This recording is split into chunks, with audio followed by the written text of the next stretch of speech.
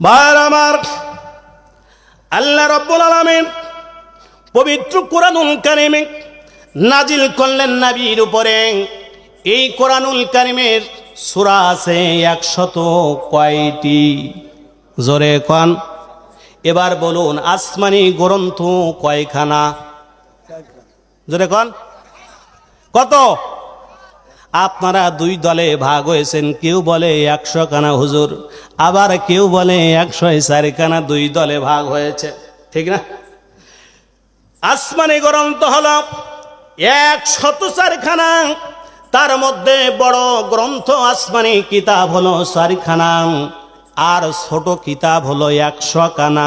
এই 100 খানাকে বলা হয় সহিফা। জোরে কোন আল্লাহু আকবার। এই 4 খানা কিতাব, বড় কিতাব নাজিল হয়েছে গুলো আপনি আমি বলতে পারবেন। ইনজিল নাজিল হয়েছে হযরতে ঈসা আলাইহিস সালামের উপর, তাওরাত নাজিল হয়েছে মুসা আলাইহিস সালামের উপর, জাবুর নাজিল হয়েছে হযরতে দাউদ আলাইহিস সালামের উপর। আল কোরআনুল কারীম নাজিল হয়েছে কার উপর? জোরে কোন।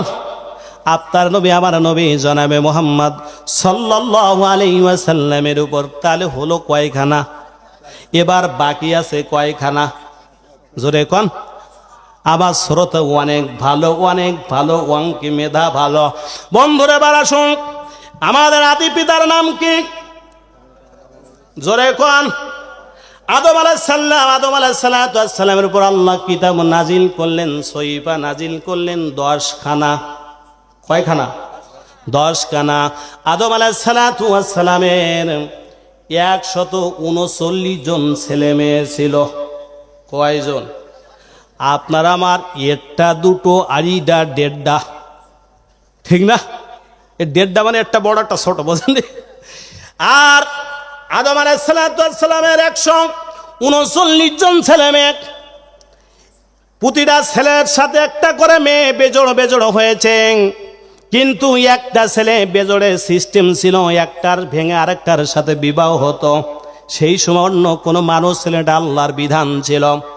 বন্ধুরা আমার, আব্বা জানেন আমার, প্রাণ প্রিয় ভাইয়ের আমার, একটা ছেলে সন্তান হয়েছে, মেয়ে হয় নাই, বেজোড় হয়েছে। সর্বশেষ যে সন্তানটা আল্লাহ রাব্বুল আলামিন বাবা আদম আলাইহিস সালামকে যেটা দিয়েছিলেন, সেই সন্তানটির নাম হলো হযরতে শীশ আলাইহিস সালাম। জোরে কোন আল্লাহু আকবার। শীশ আলাইহিস সালামের উপর আল্লাহ রাব্বুল আলামিন আদম আলাইহিস সালামের ওফাতের পরে নবী হিসেবে মনোনয়ন দিলেন। 50 খানা সহিফা হযরতে শীশ আলাইহিস সালামের উপর নাজিল করলেন। এবার আমার আব্বা জানেরা বলুন, আদম আলাইহিস সালামের উপর 10 খানা, হযরতে শীশ আলাইহিস সালামের 50 খানা। তাহলে 50 আর 10 মিলে কত হলো? জোরে কোন। 60 খানা। এবার বলুন সহিফা ছোট কিতাব কত খানা? তাহলে 100 থেকে 60 গিলি আর কত থাকে? 40 খানা। হযরতে ইদ্রিস আলাইহিস সালামের উপর আল্লাহ রাব্বুল আলামিন এই সহিফা নাজিল করলেন 30 খানা। তাহলে 60 আর 30 মিলে হলো কত? জোরে কোন কত? এবার বলুন মুসলমানদের জাতির পিতার নাম কি? 5 তারিখের আগে যেটা ছিল ওটা না, এখন কি? জোরে কোন। 5 তারিখের আগে বললি রাত 12টার পরে হুজুর আমার জামা খোলার সময় দিত না, আপনাদের বাড়ি যাওয়ার সময় দিত না। যদি জাতির পিতার নাম যদি অরিজিনালটা বলা হয়, জোরে কোন। আমাদের এমন অবস্থা হয়েছে বন্ধুরা আমার, আপনাদের সামনে কথা বলেছি, কথা বলার পরে মাহফিলে এই রোডে এসেছি, পুলিশ রেডি ধরার জন্য। লাইটম্যানকে যারা লাইট দিতেছেন তাদেরকে বললাম লাইট বন্ধ করো, মোনাজাত শেষ, লাইটটা নিভাই দাও, জেনারেটর বন্ধ করো, নাই কারেন্টের সুইচ অফ করো। পাঞ্জাবি তাড়াতাড়ি খুলে আরেকজনের কাছে দিয়া গেঞ্জি পুরে আরেক দিক দিয়ে বের হতে হয়েছিল, এমন পরিবেশ ছিল। জোরে কোন ঠিক না ভাইয়ের আমার, আব্বা জানার আমার। এবার বলুন তাহলে 5 তারিখের 5 আগস্টের আগের আব্বা না, মুসলমানদের জাতির পিতা কিয়ামত পর্যন্ত যিনি এই ডিক্লেয়ার দিয়েছেন কে? তিনি। জোরে কোন কে? ওই আল্লাহ রাব্বুল আলামিন যার নাম ঘোষণা করেছেন তার নাম কি? জোরে কোন মুসলমান, তার নাম কি? এটা আমার কথা না, কোরআনের কথা। আল্লাহ রাব্বুল আলামিন 22 নম্বর সূরার নাম হলো সূরা হজ। 17 নম্বর পারার 78 নম্বর আয়াতের মাঝখানে আল্লাহ রাব্বুল আলামিন জানাই দিলেন মিল্লাতা আবিকুম ইব্রাহিম। এক একটি আয়াতে কারিমা তেলাওয়াত করব যখন, আমি আমার ডান হাতের শাহাদাত আঙ্গুলি দিয়ে আপনাদের ইশারা দেব তখন, আর যখন আমার শাহাদাত আঙ্গুলি দিয়ে ইশারা দেব যখন, আপনারা আল্লাহু আকবার আওয়াজ দিবেন তখন। এই কর্মসূচি চলবে ততক্ষণ, আলোচনা চলবে যতক্ষণ। রাজি আছেন মুসলমান কারা কারা? দুই হাত উঠে আল্লাহকে একবার দেখাই দেন তারা লিল্লাহে তাকবীর, নারায়ে তাকবীর। হাত নামান বন্ধুরা আমার। এবার আমি হাত ইশারা করলে আপনারা কি বলবেন? জোরে কোন। মিল্লাতা আবিকুম ইব্রাহিম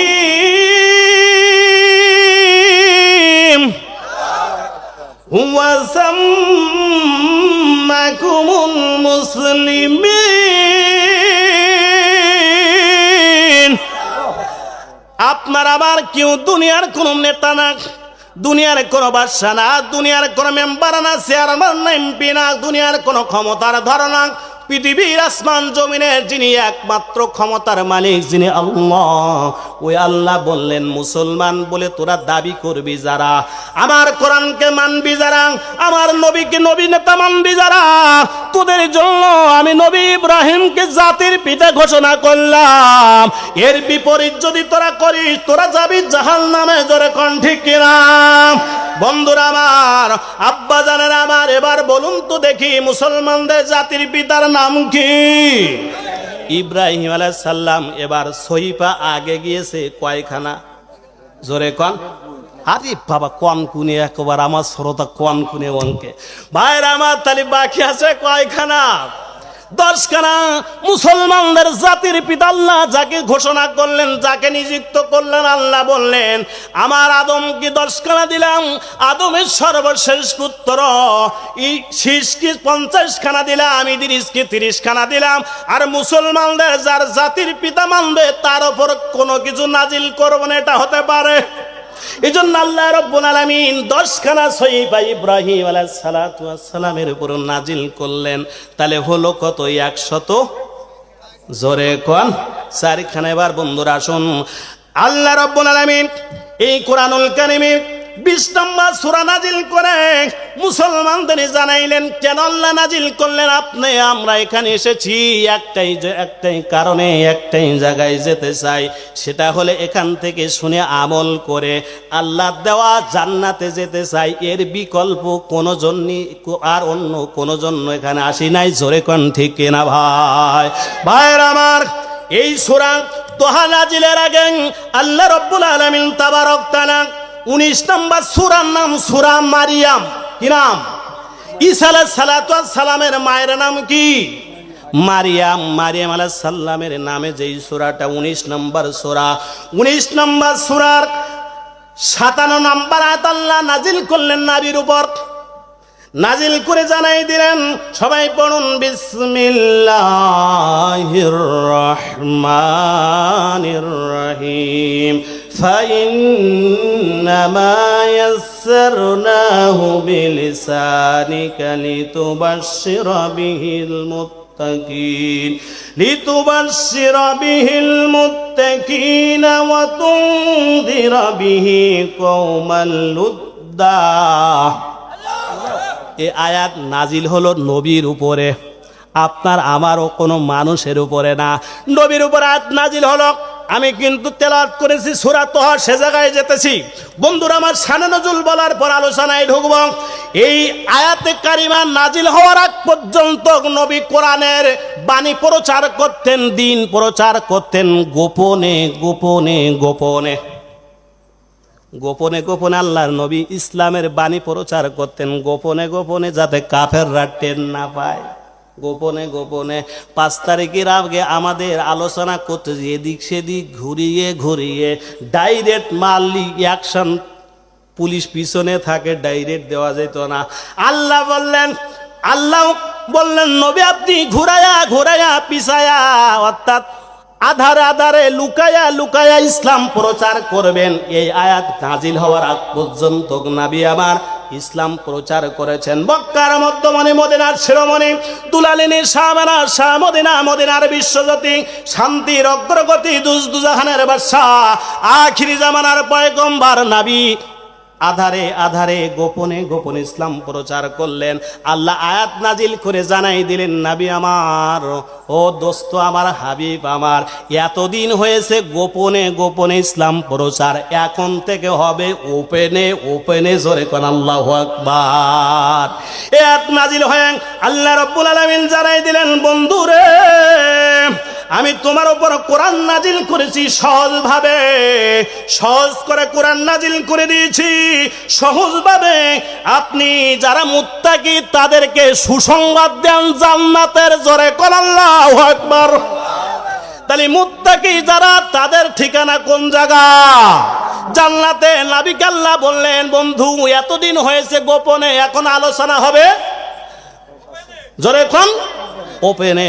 5 তারিখের আগে আলোচনা হয়েছে গোপনে গোপনে, ইশারা ইঙ্গিতি মার। আর এখন আলোচনা হবে নবীকে যেমন আল্লাহ বললেন প্রকাশ্যে, এখনো আলোচনা হবে প্রকাশ্যে ওপেনে ওপেনে। জোরে কোন আল্লাহু আকবার। একটু ধৈর্য ধরেন বন্ধুরা আমার। এবার যখন আয়াত নাজিল হলো, হওয়ার পর আল্লাহ বললেন বন্ধুরে, দোস্ত আমার, ওপেনে আলোচনা করবেন, দাওয়াত দিবেন। এই দাওয়াত যখন আপনি দিবেন নবী আমার, কিন্তু যারা মুত্তাকি তাদের সুসংবাদ দিবেন জান্নাতের। আর যারা ঝগড়া প্রিয় লোক, এই আয়াতের লাস্টে আল্লাহ বললেন, আল্লাহ রাব্বুল আলামিন জানাই দিলেন ওয়া তুনযিরা বিহি কওমাল লুদ্দা। যারা ঝগড়া প্রিয় লোক, ওই লোকগুলোকে আপনি সতর্ক করবেন। তার মানে যারা ঝগড়া প্রিয় ওরা যাবে জাহান্নামে। জোরে কোন ঠিক কিনা? কারণ যারা কিছুদিন আগে শুধু বলতো খেলা, জোরে কোন, যারা খেলার হবে বলে, তার মানে ডাকতো মানে কি ভালোর জন্য না মারামারি করার জন্য? জোরে কোন। শুধু স্টেজে বলতো খেলা খেলা হবে খেলা হবে, কিন্তু জনগণ, পুলিশ, র্যাব, মিডিয়া সব তার পক্ষে। আজ জনগণের বলতে এসো খেলা হবে, অর্থাৎ রেফারি তার দলে, সাইড রেফারি তার দলে, পিছনে যত শ্রোতা ভয়তে তার দলে। আর আরেক দলে যদি বলা হয় সে খেলা হবে খেলা হবে, তাহলে কি আসলে খেলা হবে? কোথায় আমলিক, কোথায় কাদের কাকা, কোথায় গেল ওই জালিমের গরম গরম কথা? কোথায় আমলিক, কোথায় কাদের কাকা, কোথায় গেল ওই জালিমের গরম গরম কথা? খেলা হবে খেলা হবে খেলা হবে খেলা হবে খেলা হবে বলে কাকা গেল পালায়া। আল্লাহ তোমার দরবারেতে হাজার শুকরিয়া, আল্লাহ তোমার দরবারেতে হাজার শুকরিয়া। কোথায় আমলিক, কোথায় কাদের কাকা, কোথায় গেল ওই জালিমের গরম গরম কথা? খেলা হবে খেলা হবে খেলা হবে খেলা হবে খেলা হবে বলে কাকা গেল পালায়া। আল্লাহ তোমার দরবারেতে হাজার শুকরিয়া। হাসিনা পালাইছে হে দেশটা ছাড়িয়া, হাসিনা পালাইছে হে দেশটা ছাড়িয়া, সকলের মুখে হাসি আসলো ফিরিয়া। স্বৈরাচার পালাইছে হে দেশটা ছাড়িয়া, সকলের মুখে হাসি আসলো ফিরিয়া।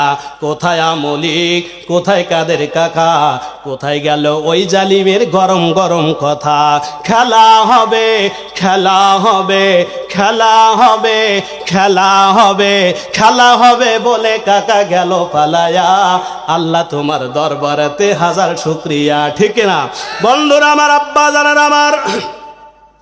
এবার আল্লাহর নবী, বিশ্ব নবী রাহমাতুল লিল আলামিন, এবার দাওয়াত গোপনে হবে না ওপেনে? জোরে কোন। আল্লাহর নবী, বিশ্ব নবী রাহমাতুল লিল আলামিন নবী আমার, ইসলাম গ্রহণ না করে যখন দাওয়াত দিতে ব্যাপক হারে আল্লাহর নবী, আপনার নবী, আমার নবী, দয়ার নবী, রহমাতুল লিল আলামিন নবী যখন ইসলাম প্রচার শুরু করে দিয়েছেন, এই নবীর কোরআনের দাওয়াত তারা গ্রহণ করলো না। গ্রহণ তো করলোই না, বরঞ্চ নবীর সাথে তারা শত্রুতা শুরু করলো, দুশ্মনী শুরু করলো।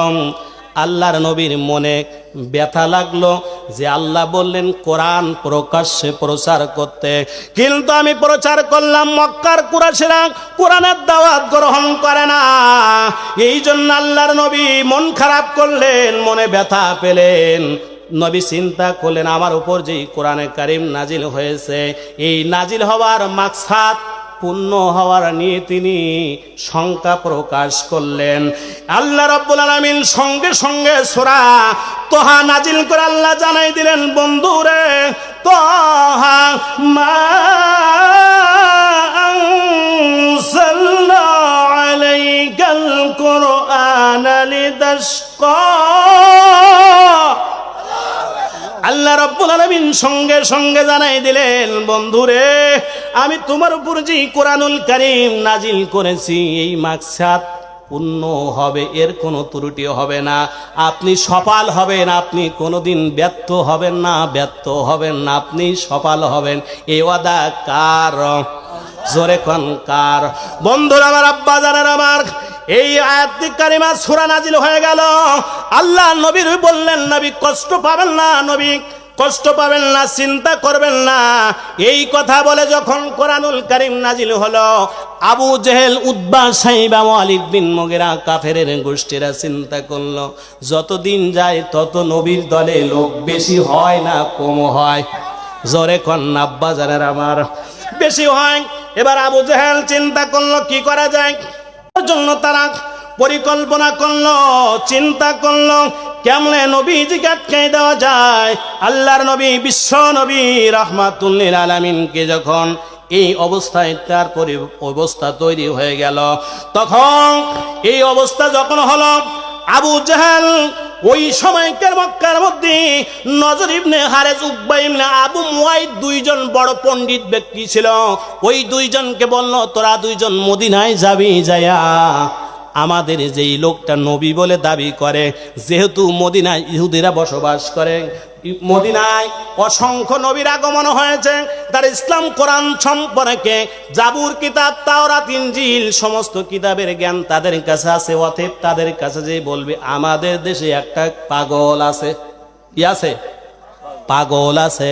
এই কথা যে বলবি একটা পাগল আছে, সেই পাগল নিজেকে নবী বলে দাবি করে। কি বলে? নবী বলে দাবি করে। বন্ধুরা আমার, এই জন্য তারা দুইজন গেল। যাওয়ার পরে মদিনায় যাইয়া, মদিনার মধ্যে সবচেয়ে ইহুদি একজন ধর্মযাজক ছিল, কিতাবের মধ্যে আছে, তাফসীরের মধ্যে আছে, যার নাম আব্দুল্লাহ ইবনে সুরাইয়া। এই আব্দুল্লাহ ইবনে সুরাইয়া কি যে বলল, ও মদিনার ইহুদি বড় পণ্ডিত, বড় আলেম, বড় জ্ঞানী ব্যক্তি রে, আপনাকে আমরা বলতে চাই আমাদের দেশে একটা পাগল আছে। কি আছে? পাগল আছে। বলে পাগল আছে ভালো, তা তোমরা এখানে এসেছো কি জন্য? বলে ওই পাগল নিজেকে নবী বলে দাবি করে। কি দাবি করে? নবী বলে দাবি করে। বলে তাহলে তোমরা তার পাগল বলো কেন? পাগলের একটু বর্ণনা দাও। বললো ওই পাগলের অবস্থা কি জানো? ওই পাগলের চুলগুলো কুকড়ানো কুকড়ানো, তার ভুরুগুলো টানা টানা, তার নুরানি চেহারা, তার চেহারার মধ্যে একটা নূর ঝমকায়, দাঁতগুলো মুক্তার দানা। বললো ওই লোকটা তো তোমরা যে বর্ণনা দিলা পাগল না। বললো ওই লোকটা যে নবী দাবি করে, তাহলে আমরা কেমনে বুঝবো? একটা পরীক্ষা করার দরকার। আমাদের নেতা আবু জেহেল মদিনায় আমাদের দুইজনকে পাঠাইছে, বলল 5টা প্রশ্ন করবা, এই 5টা প্রশ্নের উত্তর তোমাদের দুইজনের এখন শিখাই দেব। এই 5টা প্রশ্নের উত্তর যদি ওই যার তোমরা পাগল বলো, যে নিজেকে নবী বলে দাবি করে, ওই 5টা প্রশ্নের উত্তর যদি দিতে পারে, তাহলে সে সঠিক নবী, সঠিক নবী। জোরে কোন আল্লাহ। কয়টা প্রশ্ন আব্বা জানার আমার? 5টা প্রশ্ন। ওই প্রশ্ন করার সময় কোন মানুষকে রাখলো না, ঘরের দরজা বন্ধ করে দিল। কেবলমাত্র আব্দুল্লাহ ইবনে সুরাইয়া ভিতরে প্রবেশ করল। আর মদিনা থেকে নজর ইবনে হারেস, উকবা ইবনে আবু মুয়াইত, এই তিনজন ঢুকলো। ঢোকার পরে বলল, এক নাম্বার প্রশ্ন করবা তোমরা যাকে পাগল বলো। কি বলো? পাগল বলো। ওই পাগলের কাছে প্রথম প্রশ্ন করবে। এবার বলুন বন্ধুরা, আমাদের দেশেও তো পাগল আছে, ঠিক কিনা? পাগলের গায়ে ময়লা থাকে, দাঁতে সেতা থাকে, মাথায় জ্বর থাকে, পোশাকগুলো সব ময়লা ছেঁড়া স্যাপটা থাকে, জোরে কোন ঠিক কিনা? তার আমরা পাগল বলি। কিন্তু আপনার নবীকে, আমার নবীকে যারা পাগল বলেছিল, এমন কোন তার কোন বৈশিষ্ট্য তার ভিতরে ছিল? ভাইরা আমার, আব্বা জানেন আমার, এবার তারা কেবল যখন পাগল বলল, আব্দুল্লাহ ইবনে সুরাইয়া বলল, ও মক্কার বন্ধুরা তোমরা শোনো, এক নাম্বার প্রশ্ন করবা, ও নবী তোমার ঘুম কেমন, নিদ্রা কেমন, এই প্রশ্ন করবা। দ্বিতীয় নাম্বার প্রশ্ন হলো, এবার এরা বলছে মনে হয় তো এটা সহজ, বলছে অত সোজা না উত্তর দেবা, যাক এর মধ্যে তেবড় আছে, এর মধ্যে তেবড় আছে, এত সোজা না। ঘুম কেমন, এত সোজা না, একটু শুনে দিও তার কাছে। আসল নবী হলে উত্তর দিতে হবে, পারবে। যদি সঠিক নবী না হয় উত্তর দিতে পারবে না। এবার দুই নম্বর প্রশ্ন নবীর কাছে শুনবা, ও নবী সন্তান কখনো বাবার মতো আকৃতি হয় দেখতে, কখনো মায়ের মতো হয়, এটা হওয়ার কারণ কি? তিন নাম্বার প্রশ্ন করবা, সন্তান হওয়ার সময় মা এবং বাবার ভূমিকা কি? তিন নাম্বার প্রশ্ন। চতুর্থ নাম্বার প্রশ্ন হলো, বনী ইসরাইলদের সবচেয়ে কোন খাবার প্রিয়? পঞ্চম নাম্বার তার কাছে প্রশ্ন করবা, তার কাছে যেই ফেরেশতা আগমন করে তার নাম কি? প্রশ্ন হলো কয়টা? আর জোরে কোন কয়টা? বন্ধুরা আমার, আল রব, প্রিয় প্রাণ প্রিয় ভাইরা আমার, এই পাঁচটি প্রশ্ন নিয়ে আবু জেহেলের কাছে নজর ইবনে হারেস, উকবা ইবনে আবু মুয়াইত দুইজন বগল বাজাইতে বাজাইতে আসছে। আসার পরে দূর থেকে নেতা দেখে দুইজন আসছে মদিনা থেকে বগলে বাজাইতে বাজাইতে। এবার বলে, তোরা বগল বাজাইস কেন? বলে, বোঝে না নেতা, বোঝে না, এমন পাঁচটা প্রশ্ন আমরা এবং এর উত্তর শিখে আসছি। মুহাম্মাদের নবী দাবি করে এবার শেষ। এবার এই পাঁচটা প্রশ্ন উত্তর দিতে পারবে না, নবী বলেও দাবি করতে পারবে না। প্রিয় বন্ধুরা আমার, আব্বা জানেন আমার, এই পাঁচটা প্রশ্নের উত্তর শুনে আমরা সবাই যাব। কারা কারা না শুনে বাড়ি যাবেন একটু হাত তোলেন তো। কারা কারা শুনে যাবেন এবার একটু হাত তুলে দেখান। নারায়ে তাকবীর। বন্ধুরা আমার, আমি আলোচনা বুঝি নাই। আল্লাহ রাব্বুল আলামিন নবী আমার বলেন, বিশ্ব নবী রাহমাতুল লিল আলামিন বলেন, হাদাসানা আলী ইবনে আব্দুল্লাহ হাদাসানা সুফিয়ান ক্বালা ওমর ক্বালা সামিতু জাবির ইবনে আব্দুল্লাহ রাদিয়াল্লাহু আনহুমা ইয়াকুল ক্বালা রাসূলুল্লাহ সাল্লাল্লাহু আলাইহি ওয়াসাল্লাম মান লিল কাব্বিন আশরাব ফাইন্নাহু ক্বাদ আজ্জালনা রাসূলাহু ফাকালা মুহাম্মদ ইবনে মাসলামা ফাকালা ইয়া রাসূলুল্লাহ তাহাদ্দা তাহিব্বু আন নাকতুলা ক্বালা নাম। জোরে আল্লাহু আকবার। আল্লাহ নবী বিশ্ব নবী রাহমাতুল লিল আলামিন মক্কা থেকে মদিনায় যাওয়ার পরে যখন ইসলাম প্রচার করলেন সারা মদিনার ভিতরে, ওই মদিনায় নবী গেলেন, যাওয়ার সঙ্গে সঙ্গে মদিনার সমস্ত মানুষগুলো নবীকে গণভোট দিয়া এক বাক্য বলল, আজকের থেকে মদিনার রাষ্ট্রপতি হবেন মুহাম্মদ, এতিম পুত্র মুহাম্মদ। জোরে কোন আল্লাহু আকবার। এখন হঠাৎ করে যদি আমার আব্বা জানকে আমরা এখন সবাই বলি যে সে নেতা হবে, কিন্তু আগে আমার একটা পরিকল্পনা, নতুন এসেছে এখন নেতা হতে চায়, কিন্তু আমার আগে পরিকল্পনা ছিল এই এলাকার লোক আমি পরবর্তী চেয়ারের মালিক হব, কিন্তু হঠাৎ করে উনি এসে যদি নেতা হয়ে যায় আমার কি সহ্য হবে? জোরে কোন ভাইয়ের আমার। এজন্য কাব ইবনে আশরাফ বদরের যুদ্ধের পরে ৩য় হিজরিতে কাব ইবনে আশরাফ মদিনার সবচেয়ে বড় লিডার ছিল। মদিনার পাশে তার বসবাস ছিল। কাব ইবনে আশরাফের ইহুদি বড় নেতা, বড় কবি ছিল, লম্বা বাবরি চুল ছিল, সুঠাম দেহের অধিকারী, লম্বা আকৃতির মারুট, মোটা স্বাস্থ্যের অধিকারী কাব ইবনে আশরাফ। ধনী মানুষ 2 তলা বাড়ি সেই আমলে কাব ইবনে আশরাফ এই বড় ধনী মানুষ কাব ইবনে আশরাফ এবার কাব ইবনে আশরাফ নবীর বিরোধিতা শুরু করলো। নবী যখন বিরোধিতা শুরু করলো কাব ইবনে আশরাফ নবীর বিরোধিতা করে দুশমনি করে আল্লাহর নবীর সাহাবীদেরকে বিভিন্ন ভাবে বাজে কথা বলে খারাপ কথা বলে। নবী আমার বলেন ইন্নাল্লাহা মা'আস সাবিরিন। ও আবার সাহাবীরা তোমরা ধৈর্য ধরো সবর করো। এই কথা যখন বললেন বলার পরে আল্লাহ নবী সাহাবীরা চোখের পানি ছেড়ে দিয়ে কান্দে আর বলে আল্লাহ আমাদের কোনো অন্যায় নাই অপরাধ নাই কোনো দোষ নাই, কিন্তু কাব ইবনে আশরাফ বাজে বাজে কথা বলে বিভিন্ন খারাপ কথা বলে। আল্লাহ এই বিচার তুমি করো, জোরে কোন আল্লাহু আকবার। ভাইরা আমার এবার কাব ইবনে আশরাফ কি আল্লাহ নবী কিছু বলে না। কাব ইবনে আশরাফ বদরের যুদ্ধে আল্লাহ নবী যখন বিজয় লাভ করলেন আবু জেহেল সহ 70 জন কাফের কচু কাটা হয়ে গেল।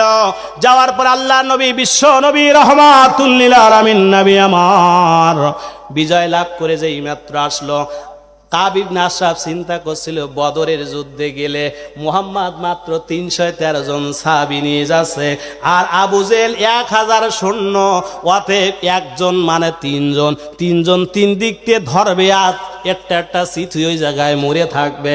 আর মুহাম্মাদের ফিরে আসতে হবে না, রাষ্ট্রপতি হওয়া লাগবে না, আমি পরবর্তী রাষ্ট্রপতি হব। এই জন্য সে মনে মনে হাসি এবং মনে মনে আনন্দ করছিল, জোরে কোন ঠিক কিনা? যারা 5 তারিখের আগে তারা চিন্তা করেছিল 41 সাল পর্যন্ত ক্ষমতায় থাকবে, জোরে কোন ঠিক কিনা? এই জন্য তারা বলেছিল আগে বলেছিল 8 সালে যে আমরা 21 সাল ভিশন 2021, এরপরে বললো দিনের ভোট রাতি করলো, এরপর অনেক বিমরা মানুষ দিয়ে ভোট করলো, করার পরে বললো 41 সাল, জোরে কোন ঠিক কিনা? এই জন্য ভাইয়েরা আমার এখন ক্ষমতা সাধারণ মানুষ যখন ক্ষমতা তার কাছ থেকে কেড়ে নিয়েছে, নেওয়ার সঙ্গে সঙ্গে বুত আপাত আর ওই ক্ষমতায় পাচ্ছে না। আর তার রাজহাঁস আর তার নাকি এত বড় তাহাজ্জুদ গুজারি ছিল, সারা রাত তাহাজ্জুদ পড়তো, ওর মধ্যে রাজহাঁস পাওয়া গেল, মুরগির রান পাওয়া গেল, আরো কত কিছু পাওয়া গেল নাম বলা যাবে না। কিন্তু ওই জায়গায় তো যাই নামাজ পাওয়া গেল না, ফার কোরআন শরীফও পাওয়া গেল না, জোরে কোন ঠিক না? এই জন্য বু আফা মাঝে মাঝে বলছে আমি শর্ট করে ঢুকে পড়বো, শর্ট করে। কাব ইবনে আশরাফ এরকম বলল মুহাম্মদ বদরের প্রান্তে মারা যাবে, আমি শর্ট করে ক্ষমতায় গিয়ে উঠবো, শর্ট করে মুহাম্মদ যেই মারা যাবে আর আমি শর্ট করে গিয়ে ক্ষমতায় উঠবো। আল্লাহ বলে অত সোজা, ক্ষমতা কার হাতে? এবার বলেন বন্ধুরা আমার, আপনাদের এলাকার বাচ্চারা এই চৈত্র মাসে ঘুড়ি ওড়ায় না? ঘুড়ি ওড়ায় কিনা? ঘুড়ি যখন অনেক দূর সুতো ছাড়তে অনেক দূর উঠে যায়, ঘুড়ি এদিকে কাজ মারে এদিকে কাজ মারে, মাঝে খেসা টান দেয় না? ঘুড়ির ওই বাচ্চা বলে ঘুড়ি রে অত দূর লাফালাফি করিস না, মাল কিন্তু আমার হাতে, ঠিক না? যখন গুটানো শুরু করব কাজ মারামারি কাজ হবে না। যখন দেখে ওই বাচ্চা দেখে গুড়ি রাত থেকেই রাখা যাচ্ছে না, ও বড় লাফালাফি ফালাফালি করতেছে, সঙ্গে সঙ্গে সুতো গোটাতে যখন ঠাস করে ধরে, এবার বাচ্চা বলে কই আর লাফালাফি করবি না? আল্লাহ বলে আর লাফালাফি করলি না। কাব ইবনে আশরাফ এই জন্য বউ এখনো ওই বাচ্চার কাছে ধরা দেয়, তাও গুড়ি লাফালাফি করতে চায়, জোরে কোন ঠিক কিনা? বউ ভারতে শর্ট করে পড়ার পরও এখন আবার ফট করে ঢুকতে যায়, ঠিক কিনা? ও বুবু আইসো চট করিয়া, আয়না ঘর তোমার জন্য রাখছি গো সাজাইয়া। ও বুবু আইসো চট করিয়া, আয়না ঘর তোমার জন্য রাখছি গো সাজাইয়া। ও তো আমরা রিসিপশনে বসায় আছি, ও আমরা রিসিপশনে বসায় আছি, জুতোর মালা লইয়া, আয়না ঘর তোমার জন্য রাখছি গো সাজাইয়া, আয়না ঘর তোমার জন্য রাখছি গো সাজাইয়া। ও ও বুবু আইসো চট করিয়া, আয়না ঘর তোমার জন্য রাখছি গো সাজাইয়া।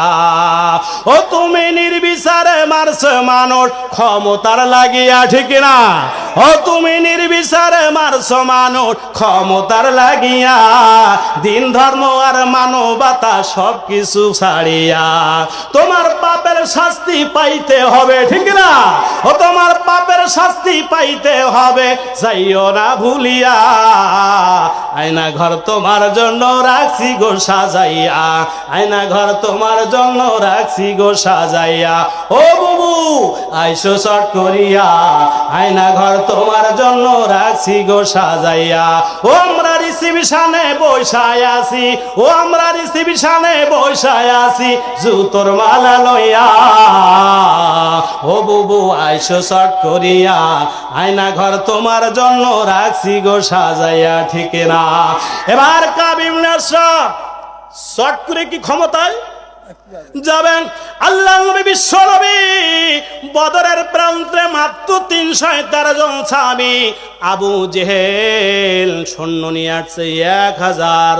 এই 313 জন সাহাবীর মধ্যে আল্লাহ রাব্বুল আলামিন বদরের প্রান্তে সৈন্য পাঠায় দিয়া, জিব্রাইল সহ সমস্ত সৈন্য পাঠায় দিয়া কচু কাটা করে দিয়েছিলেন যিনি, তিনি আপনার আমার রব মালিক। নাম কি তার?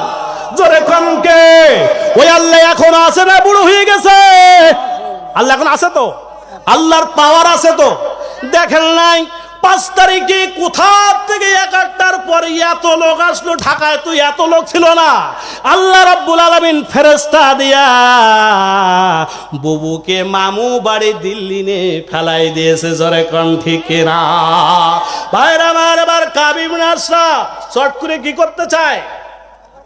ক্ষমতা দখল করতে চায়। কিন্তু যখন দেখলো সে গুড়ি বালি, সে কাজ আর হয় না, সঙ্গে সঙ্গে কাবিব নাসরাব এবার বললে জাগার হবে না। যেহেতু মক্কার ওই লোকগুলো 70 জন যারা নিহত হয়েছে, ওদের ওখান যেয়ে বাড়ি বাড়ি যেয়ে বলছে, তোদের গায়ে কি রক্ত মাংস নাই? তোদের গায়ে যদি রক্ত থাকতো, তোদের অনেকের বাপ, অনেকের স্বামী, অনেকের আত্মীয় চাচা, অনেকের সন্তান মারা গেল, তোরা এখনো ঘরে খেতা গায়েতে ঘুমিয়ে রয়েছে, তোরা এখনো জাতি পারলেন। এবার সৈন্য আরো বেশি দিবি, সৈন্য গতবার কম হয়েছে। তুমি তো মাথা খারাপ, 313 যদি আমরা 1000 থেকে তাই কাজ কম হয়ে গেছে। মজা দেখতে যাওনি তো, খেলাটা বুঝুনি। এবার বলছে কাবিম নাসরাব বলছে, তোরা সৈন্য নিয়ে যাবি, আর আমি ওই দিকতে যত সৈন্য লাগে আমার দলে যারা সাঙ্গ পাঙ্গ আছে, যারা আমি ক্ষমতায় গেলে লুটে পেটে খাবে, জিপ দিয়ে সাইটে খাবে, রাস্তার ইট বালি 7 পিস চুরি করে খাবে, ক্ষমতায় গেলে আমি কাপ, যারা রড ছাদের রড চুরি করে খাবে, বাল ঢুকিয়ে দেবে, কঞ্চি ঢুকিয়ে দেবে, যারা বিভিন্ন প্রজেক্টের মাল আত্মসাৎ করবে, গরিবের রিলিফের কাজ দেওয়ার জন্য বলবে 4000 ঘুরবে, আমার এরাম লোক আছে, ওরা সামনে সব তরবারি নিয়ে, তোরা খালি মক্কাতে যাবে, আর ওই লোকগুলো সব আছে, যুদ্ধ হবে, আর মক্কা থেকে মুহাম্মাদের কেল্লা ফতে করে ছেড়ে দেব। জোরে একবার কন্যা নাউজুবিল্লাহ। আল্লাহ রাব্বুল আলামিন পবিত্র কোরআনের মধ্যে বলেন, ওয়া মাকারুল্লাহ ওয়াল্লাহু খায়রুল মাকিরিন। আল্লাহ রাব্বুল আলামিন চক্রান্ত করে, কাফেররা ষড়যন্ত্র করে, কৌশল করে। আল্লাহ রাব্বুল আলামিন বললেন, বন্ধুরে ও দুনিয়ার মানুষ শোনো, কাফেররা যত চক্রান্ত করুক, ষড়যন্ত্র করুক, কৌশল করুক, আমি আল্লাহ হলাম উত্তম কৌশলী। আমার কৌশলের কাছে কারোর কৌশল টিকবে না। জোরে কোন? কারোর কৌশল টিকবে না। যখন ছাত্রদের আন্দোলন শুরু হওয়ার সঙ্গে সঙ্গে তার 15 দিন আগে আমি কোটা নিয়ে ওয়াজ করলাম মসজিদে, যে ছেলেপিলে কেন কোটানে আন্দোলন করছেন সাধারণ জনগণ জানে না। আমি যেই শুক্রবারে এই কোটানে আলোচনা করে দিছি ইন্টারনেটে ছাড়িয়ে, তারপরে সপ্তাহে ওসিটি সব ব্যাট দিয়ে সব রেডি হয়ে গেছে। বৃহস্পতিবার গেছে খোঁজ দিই, মনে করি হুজুর কেন 5 ওয়াক্ত পড়ে, ওরা আজকেই অ্যারেস্ট করবে, জানো কালকে জানার আলোচনা না করতো। আমি কি 5 ওয়াক্ত পড়ি রে হুজুর? তুই গেছি হয়েছে না মূর্তি ভাইয়ের আবার। এবার সভাপতিকে ধরে সভাপতিত্ব করে তম্পু, হায় হায় হুজুর গত সপ্তাহে কি ওয়াজ করলো, হুজুর তো জেলে, আমারও যাইতে হবেন জেলে। আমার কাছে ফোন দেবো, হুজুর কোয়ানে? আমি বললাম আমি তো বাড়ি। বলছে এদিক তো মামুরা সবাই সে রেডি, আপনার ধর্মে আপনি সরেন। তাই বলে আপনি কি বলেছেন? বলেছি যে হুজুর গত সপ্তাহে নামাজ পড়িয়েলো, এর আগের সপ্তাহে সে হুজুর গত সপ্তাহে যে হুজুর নামাজ পড়িয়েছে। আমি বললাম মসজিদে মিথ্যে কথা বলেছেন না বাইরে? বলে হুজুর মসজিদে বলিনি, বাইরে পেরিয়ে বলি। আমি বললাম তালি ঠিক আছে। বলছে ও হুজুর না, সে হুজুর আর একটার পাঠিয়ে দিল অসুস্থ চলতায়, সেই হুজুরে উল্টো পাল্টা ওয়াজ করিস, তো আমরা কি করব? আমরা যে হুজুর রেখেলাম সেটাতে কাজ করি, কিন্তু সেই কাজতে মাল করি গেছে। ভাইয়ের আমার, আমি ডিক্লার দিয়েছিলাম যে এবার সরকারের পতন হবে হবে, আমার দৃঢ় বিশ্বাস ছিল আল্লাহর উপরে। কিন্তু আমের পাশে একটা বড় মাঠ ছিল, ফুটবল খেলার মাঠে, ওদিন ফুটবল খেলা হচ্ছে। আমি আসরের নামাজের পরে বললাম, শুক্রবারের দিন যাইয়া বললাম এই সরকার এবার পতন হবে হবে। যারা বিএনপি করে জামাত করে বলছে হুজুর পাগল হয়ে গেছে। আমি বললাম পাগল হয়েছি কি, দাঁড়াও একটুখানি, কদিন পরে বুঝবা। যেই মাত্র হাসিনা পালাইলো ফোন দিলাম দোস্ত, আমি বলছিলাম, বললে হুজুর আপনি কেমনে বললেন? আমি বললাম কিছু কোরআনের পাওয়ার থাকা লাগে, জোরে কোন আল্লাহু আকবার। ভাইয়ের আমার, বন্ধুরা আমার, কাব ইবনে আশরাফ মক্কায় যায়া সমস্ত কাফিরদেরকে তারা উদ্বুদ্ধ করতে লাগলো যুদ্ধের জন্য, নবীর বিরুদ্ধে যুদ্ধ করার জন্য, নবীর বিরুদ্ধে অস্ত্র ধরার জন্য। নবীকে তারা দুনিয়াতে কি করতে চায়? জোরে কোন। বিদায় করতে দিলে মদ খাওয়া যায়, নারীবাজি করা যায়, রাস্তার আপনার প্রজেক্টের গম মেরে খাওয়া যায়, প্রজেক্টের চাল চুরি করে খাওয়া যায়। আপনাদের এলাকায় আপনার ওই আছে কিনা জানি না, বর্ষার সময় পানি ধরার জন্য পানির ট্যাঙ্কি দেওয়া আছে না, ওর জন্য 5,000 10,000 টাকা গোপনে খাওয়া যায়। আর রাস্তার বালি সেভেন সব চুরি করে খাওয়া যায়। আপনার যে ছাদের যেই কাজগুলো আছে, কন্ট্রাক্টর আপনারই রড চুরি করে খাইয়া পাল ঢুকিয়ে দেওয়া যায়। গরিবের কাছ থেকে টাকা মেরে মেরে খাওয়া যায়, রিলিফের কার্ড দিয়া, বিধবা ভাতা, বয়স্ক ভাতা, দুগ্ধ ভাতার কার্ডের নামে খাওয়া যায়। এই জন্য কাবের ইবনে আশরাফের মাথা খারাপ, জোরে কোন ঠিক না ভাইয়ের আমার?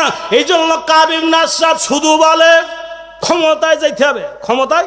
মোহাম্মদ একটা কাজ করে একটু ভোট দাও দিন দেখি, ভোট একটু ভোট দাও দেখি, ভোটে দেখি তুমি পারো কিনা। আমি পারি, কিন্তু মদিনার লোক ও তো জানে মাইরে খাওয়া পার্টি ওর ভোট দেবে, চোরে কল।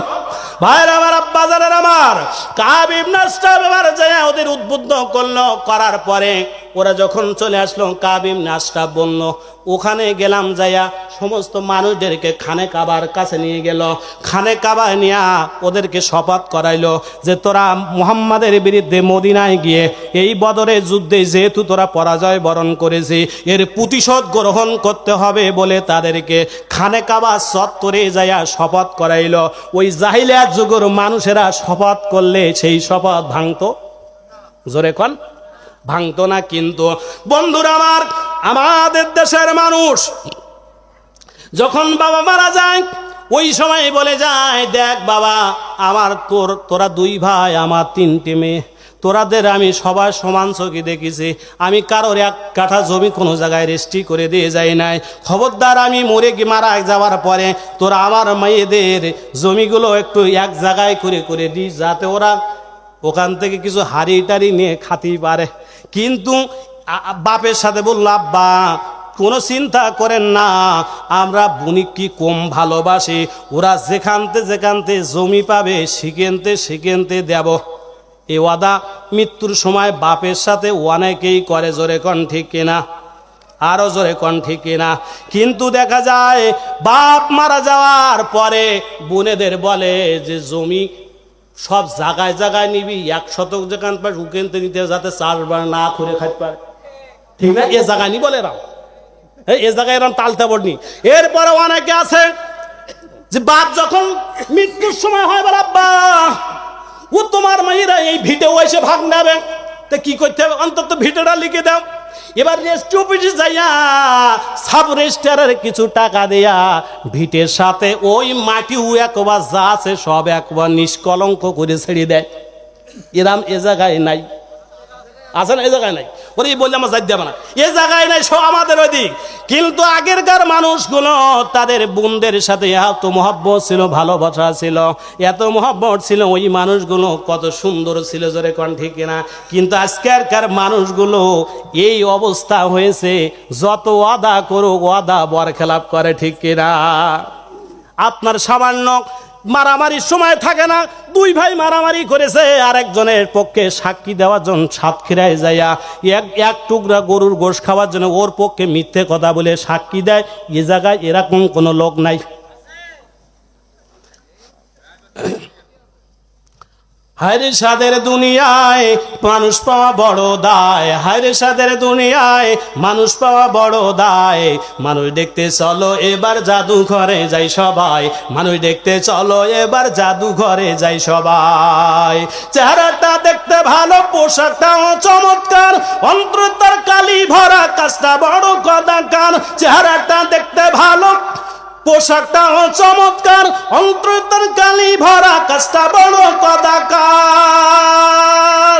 আরে এই মানুষের ভিড়ে আজি, এই মানুষের ভিড়ে আজি আসল মানুষ নাই রে নাই। মানুষ দেখতে চলো আমরা জাদুঘরে যাই সবাই, মানুষ দেখতে চলো আমরা জাদুঘরে যাই সবাই। হায়রে সাদের দুনিয়ায় মানুষ পাওয়া বড় দায়, মানুষ দেখতে চলো আমরা জাদুঘরে যাই সবাই, মানুষ দেখতে চলো আমরা জাদুঘরে যাই সবাই। রাস্তাঘাটে যায় না চলা এই মানুষের ভিড়, এই ভিড়ের মাঝে আবার কেহ অন্যের পকেট মারে, ঠিক না? রাস্তাঘাটে যায় না চলা এই মানুষের ভিড়ে, এই ভিড়ের মাঝে আবার কেহ অন্যের পকেট মারে। তোমরা তাকেও যদি মানুষ বলো আমার বলার কিছু নাই। মানুষ দেখতে চলো আমরা জাদুঘরে যাই সবাই, মানুষ দেখতে চলো আমরা জাদুঘরে যাই সবাই। মসজিদের লাইরি জায়গা মুসল্লিদের ভিড়ে, ওই ভিড়ের মাঝে আবার কেহ জুতো চুরি করে, ঠিক না? মসজিদে লাইরি জায়গা মুসল্লিদের ভিড়ে, ওই ভিড়ের মাঝে আবার কেহ জুতো চুরি করে। ওকেও যদি মানুষ বলো তোমরা, তাকেও যদি মানুষ বলো আমার বলার কিছু নাই। মানুষ দেখতে চলো আমরা জাদুঘরে যাই সবাই। বন্ধুরা আমার, এবার কাব ইবনে আশরাফ মক্কা থেকে মদিনায় চলে আসলো। আসার পরে মক্কা থেকে মদিনা আসার পরে এবার রাসূলুল্লাহ সাল্লাল্লাহু আলাইহি সাল্লাম কি যে বলছে, মুহাম্মদ রে তোমার সাথে সারা জীবন দুশ্মনী করেছি, মারা কত বাজে কথা বলেছি, মুহাম্মদ আর দুশ্মনী করব না, এখন মিলেমিশে যেতে চাই। তাহলে তো ভালো প্রস্তাব। কি ভালো প্রস্তাব? মুহাম্মদ ইবনে মাসলামা এই কাব ইবনে আশরাফ যখন এই প্রস্তাব দিল, কাব ইবনে আশরাফের প্রস্তাবে বলল, মুহাম্মদ রে ও বন্ধু, যেহেতু তুমি মদিনার রাষ্ট্রপতি, আমি এই মদিনায় আমার বসবাস, ইহুদি বড় নেতা, আমি কবি, আমার বাড়িতে আগামীকাল দুপুরবেলা তোমার দাওয়াত। দুপুরবেলা তোমার দাওয়াত। এই দাওয়াত দিয়ে তুমি যাইবা একা, যেহেতু তোমার সাথে একটা মিলমিশ হয়ে গেলাম, আর গন্ডগোল ঝামেলা করব না, মিলমিশ হয়ে গেলাম, তুমি একা যাবা। কয়জন যাবা? একা যাওয়া। এবার যখন আল্লাহ নবী সরল সহজে মনে করলেন যে যখন মিলমিশ হতেছে ইস্তেতালি যাই, একা একা গেছে। কিন্তু গভীর রাত্রে 16 জন যুবক রেডি করছে, তোকরা যুবক। যেমন আমাদের এই যুবকেরা মাহফিল দিয়েছে, এরকম সুঠাম দেহের অধিকারী আমার যুবকগুলোকে আল্লাহ এই মাহফিল যারা দিয়েছে, এই যুবককে আল্লাহ রব্বুল আলামিন সবাইকে 5 ওয়াক্ত নামাজি বানান, আল্লাহ কবুল করে, জোরে কর আল্লাহুম্মা আমিন। সবাইকে যেন দ্বীনে ইসলামের, কোরআনের জন্য খালিফাতুল মুসলিমিন ওমরের মতো দ্বীনের জন্য আল্লাহ কবুল করে নিক, জোরে কর আল্লাহুম্মা আমিন। এবার কাব ইবনে আশরাফের 16 জন যুবককে নিয়ে বলল, মুহাম্মদ আগামীকাল দুপুরবেলা আমার বাড়িতে দাওয়াত খাতে আসবে। দাওয়াত খাতে আসার সঙ্গে সঙ্গে তোদের এই অস্ত্রগুলো ধার দিয়ে রাখবে, অস্ত্র নিয়ে সঙ্গে সঙ্গে চতুর্দিকে হামলা করবি। রাত্রে ধার দিল, ওই গোপন যে বৈঠক হলো, রাত্রে দরজা জানলা সব বন্ধ করে দিল। এমনকি কাব ইবনে আশরাফের বউ পর্যন্ত জানল না, গোপন বৈঠক করলো। কিন্তু এই খবর কেউ জানে না, জানে কে? জোরে কন্যা একবার, জানে কে? ভাইয়ের আমার, আল্লাহর নবী, বিশ্ব নবী, রহমাতুল লিল আলামিন নবী আমার কাব ইবনে আশরাফের বাড়িতে ঘরের ভিতরে যখন ঢুকলো, কিন্তু কাব দেখো জায়গায় নাই, ও আরেক ঘরের মধ্যে টুকটুক করে ধাক্কা ধাক্কি করে, কিন্তু আসে না। নবী আমার চতুর্দিকে লক্ষ্য করে দেখলেন সব তরবারি নিয়ে দাঁড়ানো। তালি আর বুঝতে বাকি রইল যে জনবের খাওয়ার ডাইল দে, জনবের খাওয়ার ডাইল দে খাও। আল্লাহর নবী বুঝতে পারলেন যে আমার আর উপায় নাই। কাব ইবনে আশরাফ গভীর চক্রান্ত করে, ষড়যন্ত্র করে আমার কোনো সাহাবীকেও আসতে দিল না, আমাকে নির্জনে একা পায়া সে হত্যা করবে। আল্লাহর নবী চোখের পানি ছেড়ে দিয়ে কাঁদলেন, আল্লাহ সেই দুপুর বেলা কাব ইবনে আশরাফ আমার বড় পরিকল্পনা করে ষড়যন্ত্র করে জায়গায় নিয়ে এসেছে রে আল্লাহ। কাব ইবনে আশরাফ আমার আসার আগে যুবকদের দিয়া তরবারি নিয়ে রেডি হয়েছে, যে কোনো মুহূর্তে কাব ইশারা করবে, সঙ্গে সঙ্গে তারা আবার উপর তরবারি চালাইবে। আমি আর দুনিয়ায় থাকতে পারবো না আল্লাহ, আমি সরল বিশ্বাসী জায়গায় এসেছি গো মালিক, তুমি আমাকে হেফাজত কর আল্লাহ। আল্লাহর নবী চোখের পানি ছেড়ে দিয়ে কান্দে রে বন্ধু। যেই নবীকে সৃষ্টি না করলে জান্নাত সৃষ্টি করতো না, কোনো কিছু সৃষ্টি হতো না, ওই নবী চোখের পানি ছেড়ে দিয়ে কান্দে। আমার আল্লাহ আরশ থেকে দেখে জিবরাইলকে ডেকে বলে, জিবরাইল রে, ও জিবরাইল যা যা যা, আমি আল্লাহ আরশে আর বসে থাকতে পারি না। আমার দোস্ত হাবিব কান্দে, চোখ দিয়ে টপ টপ করে পানি পড়ে। ও জিবরাইল যা যা যা, এই মুহূর্তে চলে যা জিবরাইল আমিন। আসমান থেকে আল্লাহর হুকুম পাওয়ার পরে কাব ইবনে আশরাফের ঘরের ভিতরে ঢুকে পড়ল। ঢুকে পড়ার পরে ওই 16 জন যুবক তারা সব লাইন দিয়ে দাঁড়ায় আছে। আল্লাহর নবী বের হওয়ার কোনো সুযোগ নাই, কোনো পথ নাই, দরজা বন্ধ করে দিয়েছে, দরজা বন্ধ করেছে। আল্লাহর নবীর সাথে জিবরাইল আমিন এসে হাজির হয়েছে, আল্লাহর নবীকে সালাম দিয়ে কথা বলতেছে।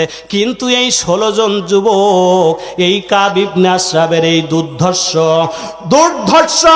এই 16 জন যুবক জিবরাইলকে দেখতে পায়, জোরে কম দেখতে পায় না। তারা চিন্তা করে মুহাম্মদ একা মুখ দিয়ে তড়বার করে কার সাথে কথা বলে। ওরা চিন্তা করে মুহাম্মদ পাগল হয়ে গেল নাকি, একা একা কি বলে। আরশ থেকে আসমান থেকে এই পর্যন্ত কোটি কোটি মাইল দূর থেকে আমি এসেছি, আমার 600 পাখা রয়েছে, একটি পাখার একটা ঝাঁপ দিয়েছে, 1 সেকেন্ড সময় লাগে নাই, আপনার কাছে এসে পৌঁছাইছে। বন্ধু আমার, আপনি চিন্তা করবেন না, চিন্তা করার কোনো দরকার নাই। আল্লাহ রাব্বুল আলামিন পবিত্র কোরআনুল কারীমের 3 নম্বর সূরার নাম হলো সূরা আল ইমরান, 4 নম্বর পারার 139 নম্বর আয়াত আল্লাহ জানাই দিলেন, ওয়ালা তাহিনু ওয়ালা তাহজানু ওয়া আনতুমুল আলাউনা ইন কুনতুম মুমিনিন।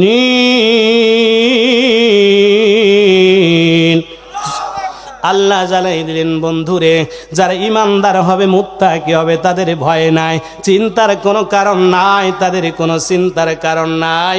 আমি আল্লাহ তাদের জন্য উত্তম সাহায্যকারী হয়ে যাব। জোরে কর আল্লাহু আকবার। ভাইরা আমার, বন্ধুরা আমার, মুমিনদের সাহায্যকারী বন্ধুকে জোরে একবার কলকে। আল্লাহ রাব্বুল আলামিন ঘোষণা দিলেন, জিবরাইল বললেন, ইয়া রাসূলুল্লাহ, হাবিবাল্লাহ, আমি তো সেই জিবরাইল আবু জেলকে ধরাই দিয়েছিলাম, মাত্র 2টো বাচ্চা যাইয়া তার খেজুরের ডাল দিয়া মারলো, আর আবু জেল কাঁয়ে পট করে পড়ে গেল। আমি সেই জিবরাইল নবী, চিন্তা করবেন না। বলল কি করবা? বলল আমার একটা যেই পাখা দিয়ে আপনার কাছে এসে হাজির হয়েছি, ওই পাখাটা একটা মাত্র খুলে দেব, আপনি পাখার ভিতরে আমার পাশ দিয়ে হেঁটে হেঁটে যাবেন। ওরা 16 জন যুবক আপনার একটা পশম বোবার কো টাচ করতে পারবে না, পারবে না, পারবে না। আল্লাহু আকবার। বাড়ি গিয়ে খাবেন, জোরে কর আল্লাহু আকবার। এবার যখন আল্লাহর নবী, বিশ্ব নবী রাহমাতুল লিল আলামিন, ওই আল্লাহর পাওয়ার আছে তো, আল্লাহ এক অদ্বিতীয়, তার কোনো শরীক, জোরে কোন, শরীক নাই। আল্লাহ রব্বুল আলামিন যারা মুমিন হবে, যারা মুত্তাকি হবে, আল্লাহর প্রিয় বান্দা হবে, আল্লাহ রব্বুল আলামিন তাদের জন্য সাহায্য করবেন। জোরে কোন ঠিক কিনা? ভাইরা আমার, আল্লাহ আমাদের রব, মালিক, এতে কোনো সন্দেহ আছে? আরো জোরে কোন আছে? আল্লাহ রব্বুল আলামিন পবিত্র কোরআনের 3 নম্বর সূরার নাম হলো সূরা আল ইমরান। 3 নম্বর পারার 51 নম্বর আয়াত আল্লাহ জানাই দেয়, ইন্নাল্লাহা রাব্বি ওয়া রাব্বুকুম ফাবুদু। যারা আমাকে আল্লাহ বলে মানবে, যারা তোমাদের প্রতিপালক আল্লাহ, আমাদের প্রতিপালক আল্লাহ, আল্লাহ ছাড়া আমাদের রব আর কেউ নাই। আচ্ছা মানুষ বলো দেখি রাত কেন কালো? আচ্ছা মানুষ বলো দেখি রাত কেন কালো? সূর্যমণি কোথা থেকে পেল এত আলো? ফুলগুলো সব নানা রঙের কেমন করে হয়? পাক ফুলগুলো সব নানা রঙের কেমন করে হয়? পাতাগুলো সবুজ বটে ফুলের মতো নয়। চিনি কেন এত মিষ্টি, তেঁতুল কেন টক? কোকিল কেন এত কালো, সাদা কেন বক? দুধ কেন এত সাদা, মরিচ কেন ঝাল? আমগুলো সব পাকলে পরে কেমনে হয় তা লাল? পশু পাখি কয় না কথা, মানুষ কেন কয়? আচ্ছা মানুষ বলো দেখি কেমন করে হয়? ডিমগুলো সব একই রকম, পার্থক্য নেই মোটে। সাদা কালো বাচ্চাগুলো কেমন করে ফোটে? আমরা সবাই বাস করি পৃথিবীর রঙে, হাতের লেখা মুখের চেহারা মেলে না কারোর সঙ্গে, আর মেলে না গোলার সুর, বুড়ি আঙ্গুলির টিপ। আল্লাহ পাক একজন আছে, প্রমাণ হলো ঠিক। জোরে কোন আল্লাহু আকবার। আল্লাহ রাব্বুল আলামিন বললেন, বন্ধু চিন্তা করবেন না, আমি জিবরাইলকে পাঠাইছি। জোরে কোন আল্লাহু আকবার। জিবরাইল আমিন যখন পাখা নিয়ে আল্লাহর নবীকে পাখার নিচে দিয়া যখন গেটের দিকে যায়, ওই 16 জন লাফ দিয়ে আল্লাহর নবীকে তরবারি দিয়ে কোপ মারতে চায়।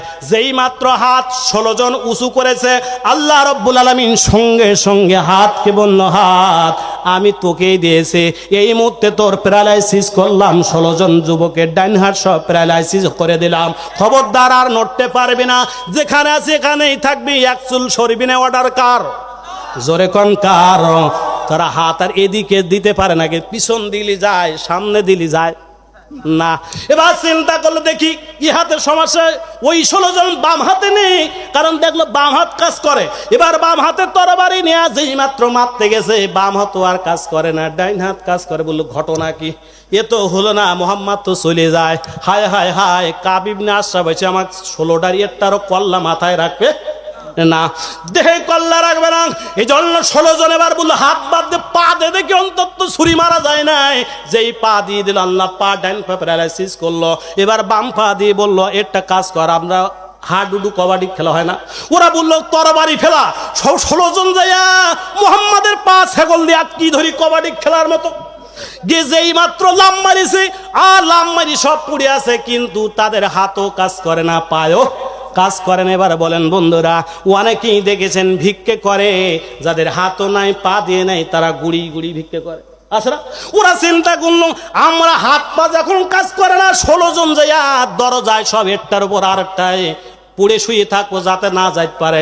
অন্তত কাব ইবনে আশরাফ এসে দেখুক, আমরা মারতে না পারলো দরজা কি রয়েছে, অন্তত আমাদের দেহের থেকে কল্লাটা যাতে না যায়। জোরে করে আল্লাহু আকবার।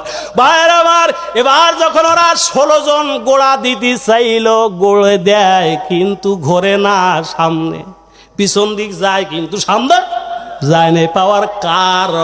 জোরে কোন কার? ভাইরা আমার, আল্লাহর নবী বিশ্ব নবী রাহমাতুল লিল আলামিন কাব ইবনে আশরাফের বাড়ির থেকে যায়া মসজিদে নববীতে যায়া আল্লাহর নবী বিশ্ব নবী সাল্লাল্লাহু আলাইহি সাল্লাম সাহাবীদেরকে ডেকে বললেন, সাহাবীরা তোমাদের মধ্যে কে আছো কাব ইবনে আশরাফকে হত্যা করতে পারবে, কতল করতে পারবে, দুনিয়াতে বিদায় করতে পারবে? সঙ্গে সঙ্গে হাদিসের মধ্যেই কথাটা আছে, হাদাসানা আলী ইবনে আব্দুল্লাহ হাদাসানা সুফিয়ান ক্বালা ওমর সামিতু জাবির ইবনে আব্দুল্লাহ রাদিয়াল্লাহু আনহুমা ইয়াকুল ক্বালা রাসূলুল্লাহ সাল্লাল্লাহু আলাইহি ওয়াসাল্লাম মালিল কাব ইবনে আশরাফ। এই ঘটনা যখন আল্লাহর নবী যেই বললেন, সঙ্গে সঙ্গে উপস্থিত সাহাবীদের মধ্যে মুহাম্মদ ইবনে মাসলামা নাবু আল্লাহর নবীর একজন সাহাবী উঠে দাঁড়াই বললেন, ইয়া রাসূলুল্লাহ, ইয়া হাবিবাল্লাহ, এই মদিনার সবচেয়ে আপনার বড় দুশমন কাব ইবনে আশরাফকে আমি হত্যা করে বদলা গ্রহণ করব। জোরে কর আল্লাহু আকবার। শেষ করে দে, অনেক রাত হয়ে গেছে। হ্যাঁ, আমি শুরু করিস কটায় বলেন তো? 10টায় 85। এই 1.5 ঘন্টা হয়ে গেছে, আপনারা 1 ঘন্টা থাকতে বলছিলাম। মোনাজাত করে দেই, হ্যাঁ? এখনো 5টা পর্যন্ত উত্তর বাকি রয়েছে বলে আমি আমার দোষ না বলে, এখন যার যতক্ষণ আমরা আছে, এবার যদি কেউ উঠে যায় আমি মোনাজাত করে দেবো, তাহলে ওঠা যাবে না কেউ। দর্শে পড়েন আল্লাহুম্মা।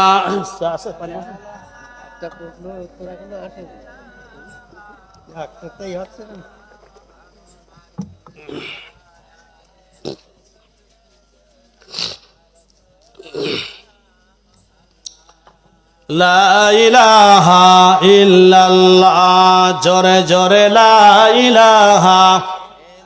ওরে এখন তো মহিলা গড় শুরু হয়নি। লা ইলাহা ইল্লাল্লাহু মুহাম্মাদুর রাসূলুল্লাহ। উমায়া বলে বিলাল রে, উমায়া বলে বিলাল রে, নবীর কালিমা ছেড়ে দে। বিলাল বলে মুনিবিরে, জীবন দেব শহীদ হব, জীবন দেব শহীদ হব, তবু কালিমা ছাড়ব না। লা ইলাহা, জোরে জোরে লা ইলাহা, লা ইলাহা ইল্লাল্লাহু মুহাম্মাদুর রাসূলুল্লাহ। সবাই বলুন সাল্লাল্লাহু আলাইহি ওয়াসাল্লাম। মুহাম্মদ ইবনে মাসলামা দাঁড়িয়ে বলল যে আমি কাব ইবনে আশরাফকে দুনিয়ার থেকে বানিয়ে, কথা বুখারী শরীফে হাদিস নিয়ে আসছে, আপনাদের খেদমত যেটা প্রথম তেলাওয়াত করেছিলাম। এখনো মহিলা ওয়াজ হয় নাই, যতক্ষণ চাবেন হবে, দেরি করেন একটু ধৈর্য ধরে। ভাইরা আমার, এবার মুহাম্মদ ইবনে মাসলামার আল্লাহর নবী মদিনার নববীতে দাঁড়ায়া বললেন, ইয়া রাসূলুল্লাহ, কাব ইবনে আশরাফ অনেক লম্বা লোক, অনেক লম্বা লোক, বাউরি চুল, আমার মতো ছোট না, অনেক বড় লম্বা বাউরি চুল, সুন্দর দেখতে, সুন্দর সুপুরুষ, অনেক স্বাস্থ্য মোটা লোক। মুহাম্মদ ইবনে মাসলাম বলেন, হুজুর আমি তো চিকন লোক, স্বাস্থ্য ভালো না, ওজোর ঠেলা দেয়, তা 10 হাত দূরে যাবানে, 10 হাত দূরে যাবানে, তাহলে আমি একা পারবো না, আমার সাথে আরো 4 জন, আর আমি মোট 5 জন যাওয়ার অনুমতি দিতে হবে। কয়জন? জোরে কোন। এর নাম জীবনে শোনেন নাই, শুনে যাবেন, বসেন। ভাইরা আমার, এই 5 জনকে অনুমতি দিলেন।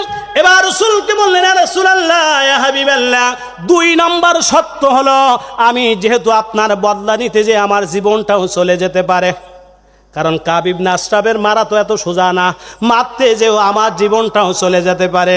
হে রাসূলুল্লাহ, আমি যদি দুনিয়া থেকে বিদায় হয়ে যায়, কিয়ামতের কঠিন মুসিবতের সময়, ও আল্লাহর নবী, আপনি আমাকে ভুলে যাবেন না, ভুলে যাবেন না। ওই মুসিবতের সময় আপনি এই মুহাম্মদ ইবনে মাসলামাকে নিয়ে জান্নাতে যেতে হবে, ওয়াদা করতে হবে। জোরে করে আল্লাহু আকবার। 3 নম্বর হলো আমি কাব ইবনে আশরাফ কাছে যাইয়া এমন রং ঢং, এমন কলা কৌশল করে আপনার বিরুদ্ধে কিছু কথা বলবো, ওর পক্ষে আনার জন্য। ওর কি করার জন্য? পক্ষে আনার জন্য। এটাই যদি আপনি অনুমতি দেন, তাহলে আমি আপনার এই কাজটা করে দেব। শেষ করে দেব? কষ্ট হচ্ছে মনে হয়?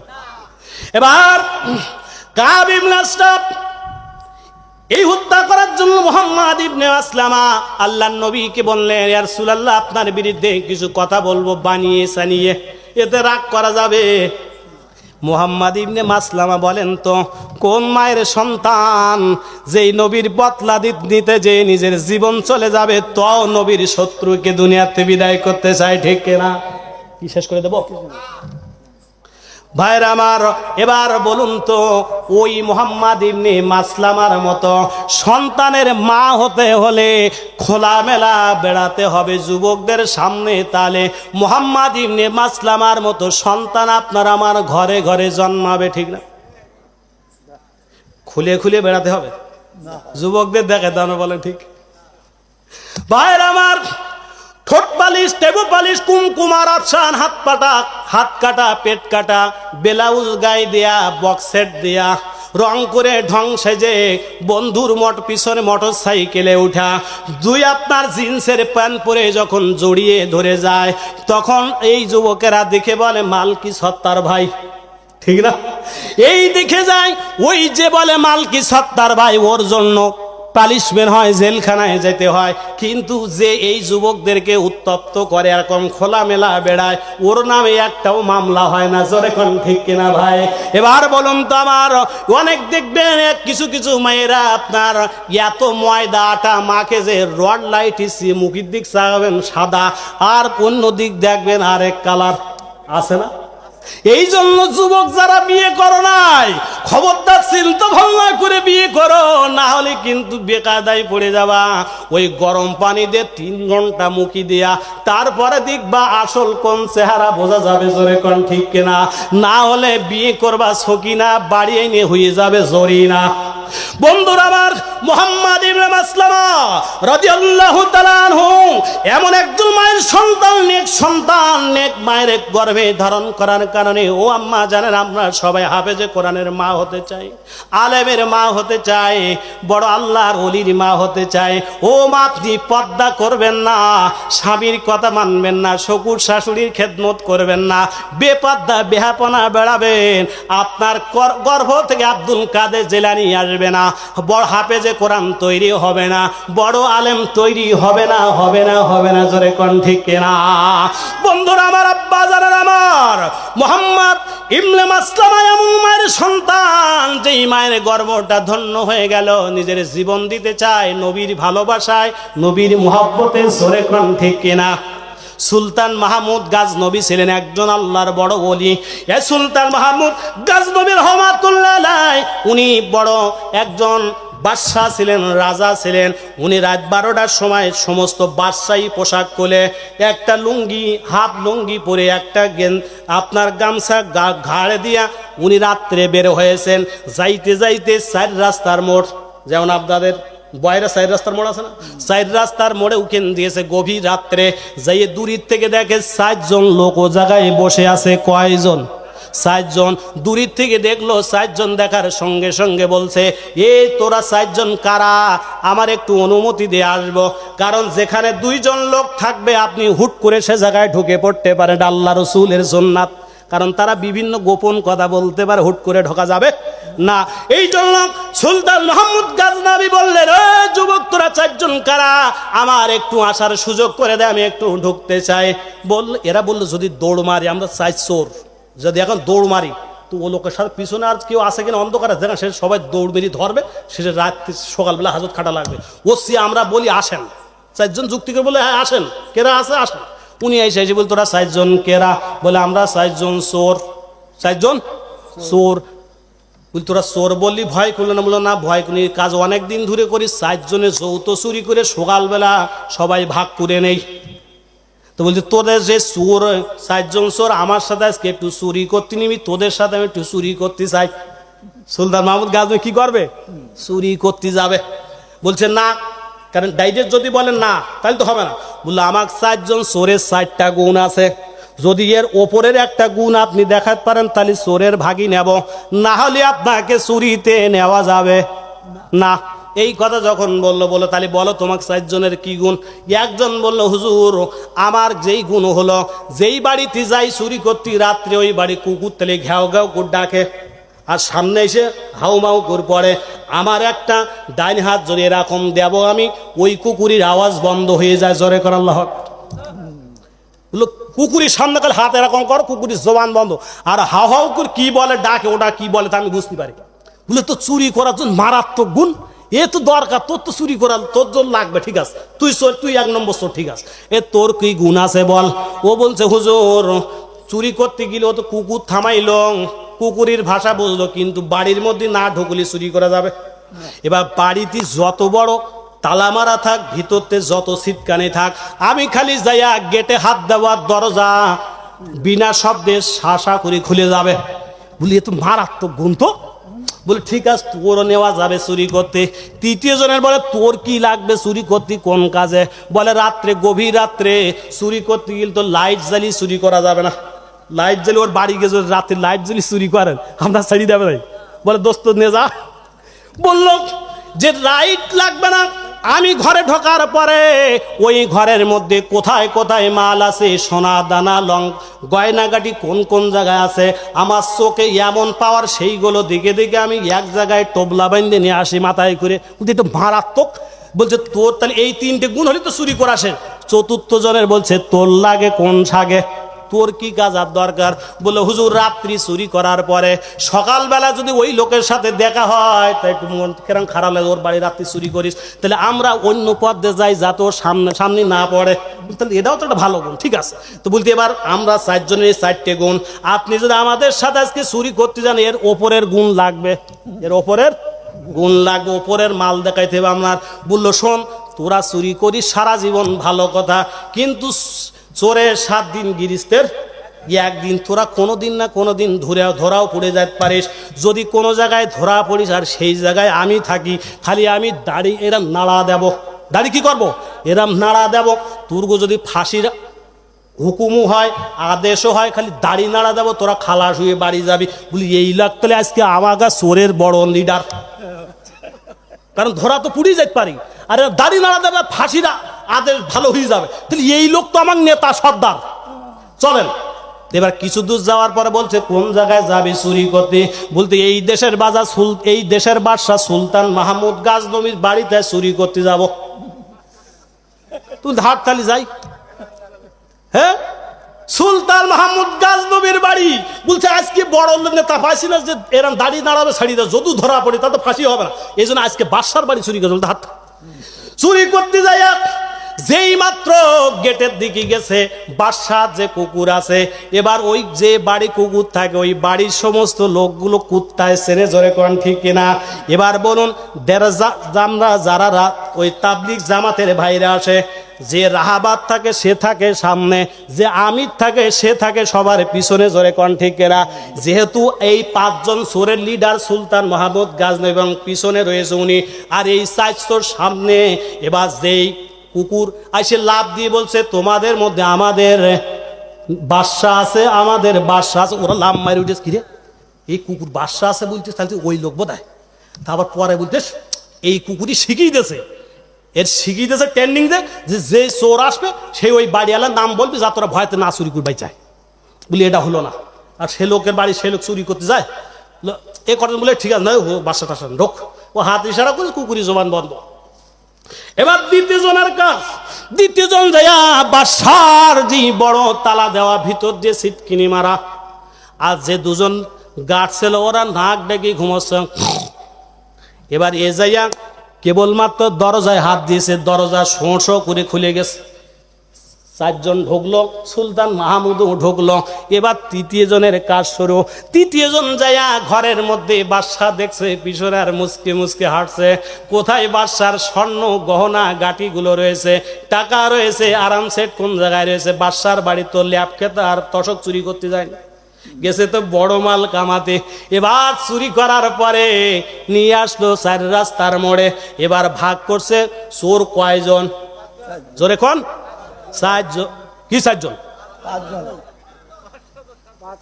আগে 4 চোর সুলতান মাহমুদ গাজনবী 5 চোর না আজকে, তাহলে চোর কয়জন? 5 জন, ভাগ করতে 6টা। বললো 6টা ভাগ কেন, আমরা লোক তো 5 জন।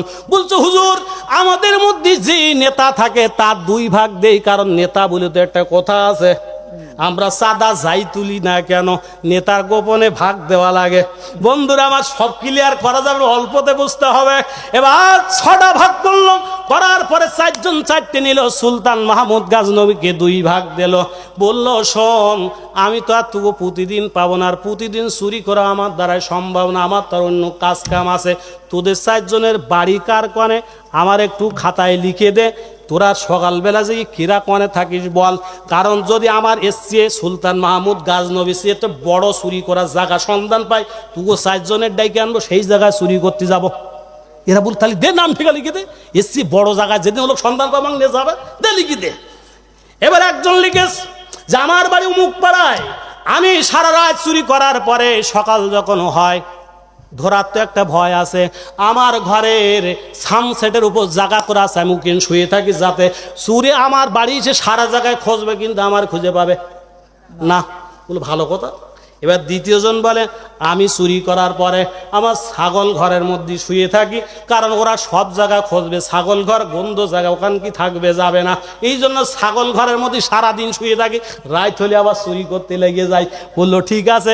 তৃতীয়জনে বলে তোর বাড়ি কই? বলে আমার বাড়ি অমুক পাড়ায়, আমি থাকি কবরস্থানে, কবরস্থানের মধ্যে জায়গা করা শুকিন, সারাদিন নাক ডেকে শুয়ে থাকি। বলেন সারা জায়গায় ঘুরে কবরস্থান, তার চোর খুঁজতে যায় মানুষ, লো জায়গায় শুয়ে থাকি, ভালো কথা। তুই কনে থাকিস? বলে আমি ফাঁকা একটা বিলির মধ্যে একটা পুকুর আছে, চৈত্র মাস শুকনো থাকে, ওই জায়গায় নিচে যেই শুয়ে থাকি, গরমের মধ্যে ওখান কেউ যায় না, উপরেরটা সামনিতে শুয়ে পড়ি। সুলতান মাহমুদ গাজনবীর বাড়ি, বাদশার বাড়ি চুরি হয়েছে। এটা প্রচার হতে দেরি হবে। প্রচার হয়ে সকাল হওয়ার আগে প্রচার হয়ে গেল সারা জায়গায়, যাওয়ার সঙ্গে সঙ্গে সকাল যখন হয়ে গেল সারা জায়গায় হয়ে গেল, সবাই মিছিল দেয়, চোর ধরো, ধরতে হবে, চোরের ফাঁসি চাই, ফাঁসি চাই, ফাঁসি দিতে হবে, ফাঁসি দিতে হবে। এই কথা যখন বলল, বাদশার বাড়ি কি প্রধান বিচারপতি বিচার কার্য বসাইল। বাদশা এবার সকালবেলা বাদশাহী সুলতান মাহমুদ গাজনবী বাদশাহী পোশাক পরে রাজদরবারে সিংহাসনে বসলো। বলল স্বরাষ্ট্রমন্ত্রী কোন জায়গা আছে, আমার কাছে আয়। 8টা পুলিশ নেয়। 8টা পুলিশ নেশার পরে বলল এই চোর অমুক জায়গায় বাড়ি, এই চোরের অমুক জায়গায় বাড়ি, ওই জায়গা আছে, ওই জায়গা আছে, ওই জায়গা আছে। স্বরাষ্ট্রমন্ত্রী বললো হুজুর কি রাত্রি চুরি করতে গেল ওর সাথে? আরে না, হুজুর কি চুরি করতে পারে? হুজুর তাহাজ্জুদ পড়তে গেল, মনে হয় দিকে ফিলিয়েছে, হুজুর রাত্রি তাহাজ্জুদ পড়েছে, দিকে ফেলিয়েছে। ভাই আমার আব্বা জানেন আমার, এবার বলল যে প্রথম চোর অমুক জায়গায় শুয়ে থাকে, খবরদার যদি ঘুমিয়ে থাকে ডিস্টার্ব করবে না, যখন ঘুম ভাঙবে তখন চোরের ডেকে নিয়ে আসবে। কারণ যদি ঘুমের মধ্যে কারো যে কানের ধারে জোরে ডাকিস বা হেক্সা দিস, স্ট্রোক করে মারা যাবে। আল্লাহ রসুল 1400 বছর আগে বলেছেন, যদি কোনো ঘুমান্ত মানুষের পাশে যে জোরে চিৎকার করা হয়, জোরে হেক্সা হেক্সি করা হয়, সে গভীর ঘুমের মধ্যে আছে, স্ট্রোক করে মারা যাবে। এই জন্য সুলতান মাহমুদ গাজনবী বললেন, যদি চোর ঘুমিয়ে থাকে খবরদার ডাকবি না। যদি কোনো চোর বাথরুমের মধ্যে থাকে তাড়াতাড়ি বলবি না আমরা পুলিশ, দরজা খোল, তাহলে ওর বাথরুম আটকে যাবে, ওর কষ্ট হবে। বাথরুম ক্লিয়ার না হওয়া পর্যন্ত যদি কোনো চোর বাথরুমে থাকে ডাকবি না, আল্লাহ রসুলের সুন্নাত। 3 নাম্বার বললেন, কোন চোর যদি ভাত খাওয়া অবস্থায় থাকে, খাদ্য খাওয়া অবস্থায় থাকে, তার জোরে যে চিৎকার করবি না, ভয় দেখাবি না, তার খাওয়া শেষ হওয়ার পরে ধরে নিয়ে আসবে। এই জন্য আল্লাহর নবী, বিশ্ব নবীর এই সুলতান মাহমুদ গাজনবী, আল্লাহর নবীর উম্মাহ সুলতান মাহমুদ গাজনবী রহমাতুল্লাহ আলাইহি বললেন, 4 চোরকে ধরে নিয়ে আসলো। সবাই বলল, এবার প্রধান বিচারপতি বলল, এই 4 জন তোরা কি কাল গত রাত্রে বাদশার বাড়িতে চুরি করিস? বলল হ্যাঁ। কিন্তু রাত্রি চুরি করিস, ধুইটাও নিয়েছে, এখন ইয়ার না বলা জায়গা আছে? ওরা এক কথায় উত্তর। প্রধান বিচারপতি রায় দিল 4টার ফাঁসি। 4টার ফাঁসির মঞ্চ তৈরি হয়ে গেছে। 3 চোর কানছে হু হু করে, আর 1 চোর হাসে। 1 চোর, আচ্ছা ফাঁসি কি মামুর বাড়ি? 3টে তো বুঝতে যে একটু পরেই শেষ, 3টে কাঁদতেছে আর একটা হাসতেছে। একটা ভাইরা আমার, কাদের মোল্লার প্রথম ফাঁসি হয়েছিল, ঠিক কিনা?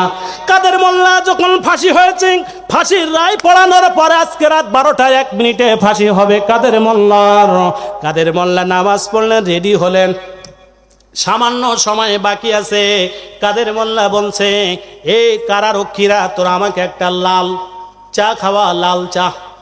বলি 5 মিনিট পরে ফাঁসি, এখন লাল চা কি করবেন কি? বলছে বুঝবি না রে, বুঝবি না, ফাঁসি তো জান্নাত, কিন্তু এই শীতের সময় আমি যাইতে গেলে যদি আমার একটু আগে গোসল করেছে, 2 রাকাত নফল নামাজও পড়েছে, কি আমার যদি এই শীতের একটু শীতশীল লাগে আর একটু গা কম্প দেয়, তাহলে কাফেররা ওরা মনে করবে, ওই সমস্ত আমার যারা বিরোধী, যারা আমাকে ফাঁসিতে ঝোলাতে চায়, ওরা মনে করবে কাদের মোল্লা ভয়তে ফাঁসি যাওয়ার সময় ঠ্যাঙে ঠ্যাঙে বাড়ি খেয়েছে। এই জন্য লাল চা খাইয়ে স্ট্রং হয়ে ফাঁসিতে যাব, যাতে আমার শরীর স্ট্রং থাকে। ফাঁসির দড়ি ঝুঁকবে, আমি আল্লাহ জান্নাতে যাব। জোরে কোন আল্লাহু আকবার। বন্ধুরা আমার, এবার ওই তিন চোর কান্দে আর আরেক চোর হাসে। এবার দীর্ঘক্ষণ কান্দার পরে চোরের বাড়ির সমস্ত ফ্যামিলি এসেও কান্দে, বলে হুজুর গত রাত্রে আপনার বাড়িতে চুরি করে চোরা জীবনে করবে না, মাফ করে দেন। সুলতান মাহমুদ গাজনবী কিছুই বলে না, চুপচাপ আছেন, বাদশাহী আসনে বসে আছেন। সুলতান মাহমুদ গাজনবী ওই তিন চোরের দিকে আর কিছু বলে না, যেহেতু হু হু করে কাঁদছে, চোখ দিয়ে টপ টপ করে পানি পড়ে। চতুর্থ চোর যেটা হাসে বলে, তোর ফাঁসি কি মামুর বাড়ি, তুই হাসটিস কেন? বলছে ওদের তিনটের মতো আমার কি মাথা খারাপ হয়েছে, আমি কানবো। বলে ঘটনা কি? ফাঁসি না? হ্যাঁ ফাঁসি। বলছে কারণ কি, তুই কান্দিস না কেন, হাসিস কেন? হাসিস কেন? এবার সঙ্গে সঙ্গে বলছে, হুজুর আমি সেই চতুর্থ চোর, রাত্রি যার বাড়ি চুরি করি, সকাল হলি তার দেখলি চিনতে পারি। আমি সেই চতুর্থ চোর হুজুর। আমরা কালকে কজন চুরি করে রাত্রি, ওরা কজন চুরি করছিল? 5 জন। হুজুর আমরা এই লাইনই তো 4 জন, আর একজন কেরামনি জানেন হুজুর, আপনি ছিলেন 5ম নম্বর চোর, আর আপনি আমাদের বলেছিলেন আমি শুধু দাড়ি নাড়া দেব আর ফাঁসির হুকুম শেষ হয়ে যাবে। অতএব আপনি যেহেতু আমরা 4 জন চোর, আর আপনি সেই জায়গায় বসে আছেন, আপনি এখন দাড়ি কখন নাড়া দেন সেইটা দেখার জন্য আমি হাসটিস ফিক ফিক করে। ওরা তিনটে কান্দে মরুক গে যাক, আমার কোনো চিন্তা নাই, ফাঁসির কোনো ভয় নাই, আপনি খালি এখন দাড়ি নাড়া দেবেন, আমরা 4টে বাড়ি চলে যাব। এবার সুলতান মাহমুদ গাজনবী দিছে দাড়ি নাড়া, প্রধান বিচারপতি দিয়েছে খালাস। এই 4 চোর এসে সুলতান মাহমুদ গাজনবী রহমাতুল্লাহ আলাইহির কাছে হাতে হাত দিয়ে বলল, হুজুর জীবনে অনেক চুরি করেছি, অন্যায় করেছি, অপরাধ করেছি, জীবনে আর কোনোদিন চুরি করতে চাই না, আপনি কালেমা পড়ে আমাদের মুসলমান বানিয়ে দেন। লা ইলাহা ইল্লাল্লাহু মুহাম্মাদুর রাসূলুল্লাহ সাল্লাল্লাহু আলাইহি ওয়াসাল্লাম। এখন পয়েন্ট 2 জায়গা আছে, 5টা প্রশ্ন। আর মুহাম্মদ ইবনে মাসলামা দাঁড়ায় আছে, কাব ইবনে আশরাফকে হত্যা করবে, মনে আছে? মনে আছে? অনেক রাত হয়ে গেছে, শেষ করে দেই। হ্যাঁ অনেক রাত হয়ে গেছে, বল 2-3 ঘন্টা হয়ে গেছে, সব লোক গেছে, আমরা গিলি তো আমি মোনাজাত করে বাড়ি যেতে পারি। হ্যাঁ একবার অস্ত্র খারাপ হয়নি, কমিটি টাকা তো দেবি। ভাইয়ের আমার, বন্ধুরা আমার, আব্বা যারা আমার, এবার বলুন কাব ইবনে আশরাফ এই মহাপরিকল্পনা করলো। মুহাম্মদ ইবনে মাসলামা দাঁড়াই গেলেন। আব্বা জানেন আমার, বন্ধুরা আমার, এবার কাব ইবনে আশরাফ মুহাম্মদ ইবনে মাসলামা হিবি আফওয়াহিহিম ওয়াল্লাহু মুতিম্মু নূরিহি ওয়ালাউ কারিহাল কাফিরুন। আল্লাহ রব্বুল আলামিন জানাই দিলেন, কাফেররা বিধর্মীরা কোরআনের আলোকে দিনকে যতই নিভানোর চেষ্টা করো, ওরা কঠিন কালে পারবে না, আমি আমার দিনকে নির্ধারিত মাকসাদে পৌঁছাই দিয়ে দিব। ভাইরা আমার, এবার কাব ইবনে আশরাফের বাড়িতে 5 জন যাওয়ার পরিকল্পনা করলেন। মুহাম্মদ ইবনে মাসলামা মোনাজাত করে অনেক রাত হয়ে গেছে। হ্যাঁ এ অনেকে ঘুমাচ্ছেন বলছে, এ 2 ঘন্টার উপর আলোচনা হয়ে গেছে, আপনারা প্রথমে 1 ঘন্টা থাকতে চান নাই। জিকির করেন লা ইলাহা, আরো জোরে জোরে লা ইলাহা, আরো জোরে লা ইলাহা, লা ইলাহা, লা ইলাহা ইল্লাল্লাহু মুহাম্মাদুর রাসূলুল্লাহ। সবাই বলুন সাল্লাল্লাহু। মুহাম্মদ ইবনে মাসলামা নিজে এবং আরো 4 জন, মোট 5 জন রেডি হলেন। অস্ত্র বন্ধক রাখবে কাবের কাছে। কি রাখবে? অস্ত্র রাখবে। এবার বলুন মুহাম্মদ, আপনার নবী আমার নবী, সবার প্রাণের নবী, আমরা আমাদের জীবনের চাইতে কলিজার চাইতে নবীকে ভালোবাসি কিনা? জোরে কোন ভালোবাসেন কিনা? যারা যারা ভালোবাসেন, আমাদের সবার জীবনের একটাই স্বপ্ন, মক্কায় যাব, খানে কাবা জিয়ারাত করব, মদিনায় নবীর রওজা মোবারকের সবুজ গোলাপ ধরিয়া চোখের পানি ছেড়ে দিই আল্লাহর কাছে, নিজেদের জীবনের গোনা মাপ চাইব, আর নবীকে বলবো, নবী তোমার দেখি নাই জীবনে, তোমাকে নেতা মানে, অতএব কিয়ামতের ময়দানে আমাদেরকে সুপারিশ করে জান্নাতে নিয়ে যাবেন। এটা আমাদের সবার ঈমানের দাবি। জোরে কোন ঠিক কিনা? জোরে কোন ঠিক কিনা? মদিনা যাইতে পারলাম না, মদিনা দেখিতে পারলাম না, কন্যা মদিনা যাইতে পারলাম না, মদিনা দেখিতে পারলাম না।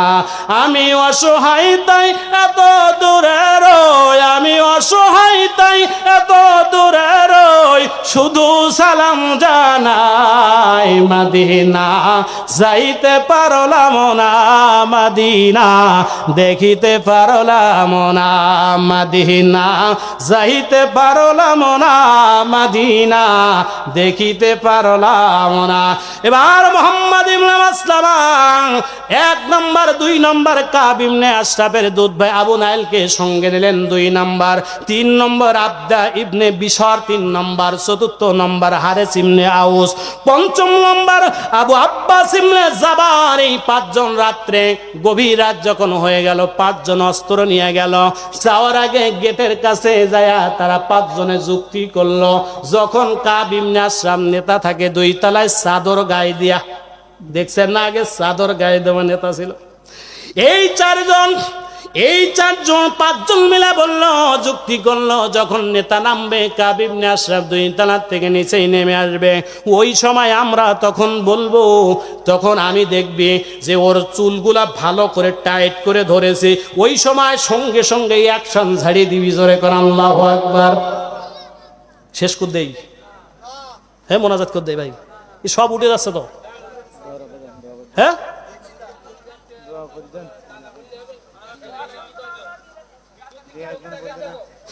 বারবার আব্বা যারা আমার প্রায় 2.5 ঘন্টার কাছাকাছি কথা হলো, কথার লম্বা করতে চাই না, সংক্ষিপ্ত আকারে ছোট করে শেষ করে দিতে চাই।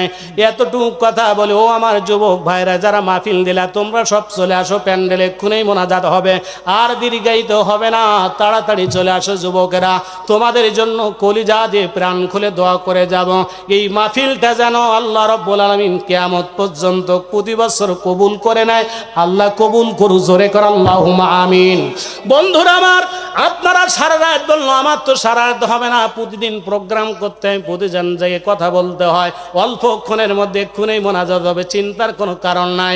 আব্বা যারা আমার, বন্ধুরা আমার, প্রাণ প্রিয় ভাইয়ের আমার, এবার এই 5 জন যায়া 3 জন দরজার কাছে গেটে 3 জন বসে থাকলো, আব্বা ইবনে বিশার, হারিস ইবনে আউস, আবু আব্বাস ইবনে জাবা 3 জন বসে থাকলো দরজার কিনারায়, আর 2 জন ঢুকে গেল কাব ইবনে আশরাফের বাড়ির ভিতরে। মুহাম্মদ ইবনে মাসলামা আর আশরাফ, কাব ইবনে আশরাফের দুধ ভাবু নাই, 2 জন ঢুকে যায়। মুহাম্মদ ইবনে মাসলামা বলছে, বন্ধুরে আসো আসো, রাত 12টার উপরে চলে গেছে, গভীর রাত হয়ে গেছে, অস্ত্র বন্ধক দিয়া ঋণ নিয়ে বাড়ি যাব, তাড়াতাড়ি নামো, তাড়াতাড়ি নামো। এবার নেতা চাদর গায়ে দিয়া শুয়েছিল বৌনিয়া, এবার যখন উঠছে সঙ্গে সঙ্গে তার স্ত্রী বলছে, স্বামী গো যাইও না, যাইও না আমায় ছাড়িয়া, যাইও না, যাইও না আমায় ছাড়িয়া, তোমার ছাড়াই আমি বাঁচবো না, যাইও না, যাইও না আমায় ছাড়িয়া। কাব ইবনে আশরাফ, স্বামী রে, তোমার বন্ধু মুহাম্মদ ইসলামের ডাকার শুরু ভালো, ও না, যাইও না, যাইও না আমায় ছাড়িয়া।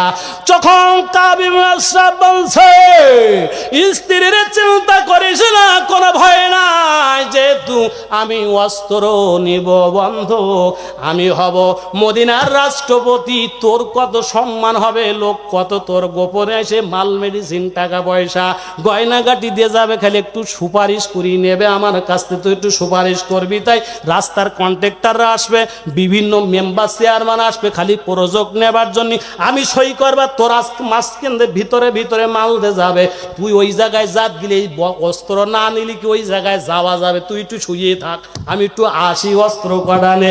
ও তখন নামছে দুই তালার থেকে, নামা যখন আসলো, আসার সঙ্গে সঙ্গে মুহাম্মদ ইবনে মাসলামা বলছে, বন্ধুরে তোমার গায়ে এত আতরের ঘেরান, এই ঘেরান আমি জীবনে শুকি নাই, এত দামি, যেহেতু তুমি মদিনার সবচেয়ে বড় নেতা, দামি নেতা, বড় ধনী লোক, যেহেতু তুমি বিদেশে যাও এত দামি সেন আতর নিয়ে গায়ে মাখছো, যেহেতু আমরা গরিব মানুষ অস্ত্র দিতে আসছে, আর জীবনে কোনোদিন আসতে পারবো কিনা, টাকা শোধ করে তো অস্ত্র ফিরিয়ে নিতে আসতে আগে তো আসলে আর কোনো লাভ হবে না, অতএব তোমার কাছে আবদার হলো, দরখাস্ত হলো, তোমার ওই ঘেরানটা একটু শুকিয়ে যায় জীবনের মতো। বলছে তা একটু আবদার করলো, একটু শুকিয়ে দেই। বললো শুকতে, বললো দোস্ত যেহেতু তুমি লম্বা মানুষ, স্বাস্থ্য ভালো, লম্বা চুল, বাউরি চুল, ও তত দূরিতে তুমি মাথায় দিয়েছো সেন, ও এত দূরিতে তুমি ছাড়া আমার তো অনেক দূরে, দেখেন না অনেকে আপনার যৌতুকের গাড়ি নেওয়ার জন্য চাইলে হলো 4 হাত, মাইয়ে হলো এ জায়গায় নাই, যৌতুকের গাড়ি নেওয়ার জন্য ওই পিছন দিকে দিয়া আবার বড় যে গাড়ি নেয় ওই পিছনে সিট উঁচু, ওই টানে সারা জায়গায় ভুর ঘুরে বেড়ায়, আর দেশের লোকের বলে দেখ আমি যৌতুকের গাড়ি নিয়েছি, এত জোরে চালায়, অ্যাক্সিডেন্ট হলে ওর কোনো ক্ষতি নাই, কারণ তো যৌতুকের গাড়ি, ওর বাবার টাকার গাড়ি না, ওর কেনা টাকার গাড়ি না। অনেকে আমার বলে হুজুর আপনি গাড়ি আসতে চালান কেন, আমি বললাম শ্বশুর বাড়ির গাড়ি না, টাকা নিজের উপার্জন করা কষ্টের টাকার গাড়ি, এই গাড়িতেই ধাক্কা লাগি, কলিজায় ধাক্কা লাগে, জোরে কম ঠিক না ভাই। বন্ধুরা আমার এবার কাব ইবনে শাম নিচে নেমে আসলো, আসার পরে বলছে তুমি বড় নেতা, তুমি একটু মাথা নিচু করে একটু সেন ঘেরানটা, আতরের সেনটা ঘেরানটা নেই। বললো মাথা নিচু করলো, বললো আরে যে ঘেরান যে পাইলাম, হৃদয়টা ভরে গেছে, আত্মা ভরে গেছে। মুহাম্মদ ইবনে মাসলামা বলল আবু নাই তুই একটু শোক, ইয়ে সেন তুই কোনো জায়গায় পাবি না। ও শুকলো, শোকার পরে বলছে কাব ইবনে আশরাফ, বন্ধুরে আরো 3 জন ওরা আছে, ওরাও ঋণ নেবে, বাইরে বসে আছে, যদি তুমি সিগন্যাল দাও ওরাও 3 জন অস্ত্র রেখে যাবে, বললো ডাক ওদের। ওরাও 3টা আসলো, বললো আমরা 2 জন যেহেতু এই সেন নিলাম, ঘেরান নিলাম, ওদের 3 জন কি বাকি রাখো, ওদের একটু শুক্তি দাও, ঘেরান নীতি দাও। ওরাও 3 জন শুকলো, শোকার পরে এবার চোখ ইশারা করছে 4টের দিকে, বলছে দোস্ত যেহেতু এই 5টার মধ্যে আমি নেতা, বড় নেতা, নেতার একটা দাম আছে না, তাহলে আমার আর একবার একটু শুক্তি দিতে হবে, উর্বাদ দেওয়া লাগবে না, একটু জীবনের শেষ শেখা একটু শুকিয়ে যাই। এবার যেই মাথা কাট করেছে, এবার বাউরি চুল সুন্দর করে এবার টাইট ধরার পর বলছে মার, সঙ্গে সঙ্গে একসান 4 জন মিলে 5 জনে যখন দিল 2 খণ্ড হয়ে গেল। আল্লাহর নবীর কাছে এই সংবাদ যেই মাত্র পৌঁছায় গেল, আল্লাহর নবী এত খুশি হয়েছিলেন, এত আনন্দিত হয়েছিলেন, আল্লাহর আসমানের ফেরেশতারাও খুশি হয়েছিলেন। জোরে কোন লিল্লাহি তাকবীর। আল্লাহুম্মা সাল্লি আলা মাওলানা মুহাম্মাদ আলা আলি হাবিবে। মাইকের আওয়াজ যত দূর গিয়েছে যারা শুনেছেন সবাই যেন আমল করতে পারে সেই তৌফিক আল্লাহ তুমি দান করে দাও মালিক। এই মুহূর্তে এই মজলিসের ডাইনে বামে সামনে পিছনে যত মুদ্দানগণ আল্লাহ তোমার ডাকে সাড়া দিয়ে চলে গেল, আমাদের আত্মীয় স্বজন যে যেখান থেকে পৃথিবী যে প্রান্তে ঘুমায় গেল, তোমার ডাকে সাড়া দিয়ে চলে গেল মালিক। আয় আল্লাহ আর জীবনে কোনোদিন ওই সমস্ত সোনার চেহারাগুলো এই জমিনে আমরা দেখব না, মেহেরবানি করে আল্লাহ ওই সমস্ত কবরগুলো জান্নাতের বাগান বানায় দাও, যা কিছু পড়েছি ভুল ত্রুটি ক্ষমা করে দাও, একটু সব হয়ে থেকে ওই সব লক্ষ কোটি গুণ বৃদ্ধি করে সর্বপ্রথম বিশ্ব নবী রওজা মোবারক সোনার মদিনা তয়বায় এই তোফা হাদিয়া পৌঁছায় দিয়ে দাও। বাবা আদম থেকে আজ পর্যন্ত যত মুমিন মুমিনাত তোমার প্রিয় বান্দারা তোমার ডাকে সাড়া দিয়ে চলে গেল। ইসলামের জন্য, কোরআনের জন্য, দ্বীনের জন্য যারা বিভিন্ন যুদ্ধে শাহাদাত বরণ করলো, যারা ফাঁসির কাস্টে নিজেদের জীবনটা দিয়ে চলে গেল, আয় আল্লাহ, আল্লাহ তুমি তাদের রূহ মুবারকে তওবা পৌঁছায় দাও। মেহেরবানি করে আমাদের সবাইকে তুমি মাফ করে দাও। দাদা দাদি, নানা নানি, সারজনে, আব্বা আম্মা, বিবি বাসা, সন্তানে যেত মুমিন, মুসলমান ইমানদার, ওসিলাতে নবী আহমদ সরোয়ার, সকলেরই দরজা হইতে আল্লাহ ফিরিয়া অবশেষে তোমারি দরজায় রইলাম বসিয়া, তওবা করে তওবা ভাঙ্গিয়া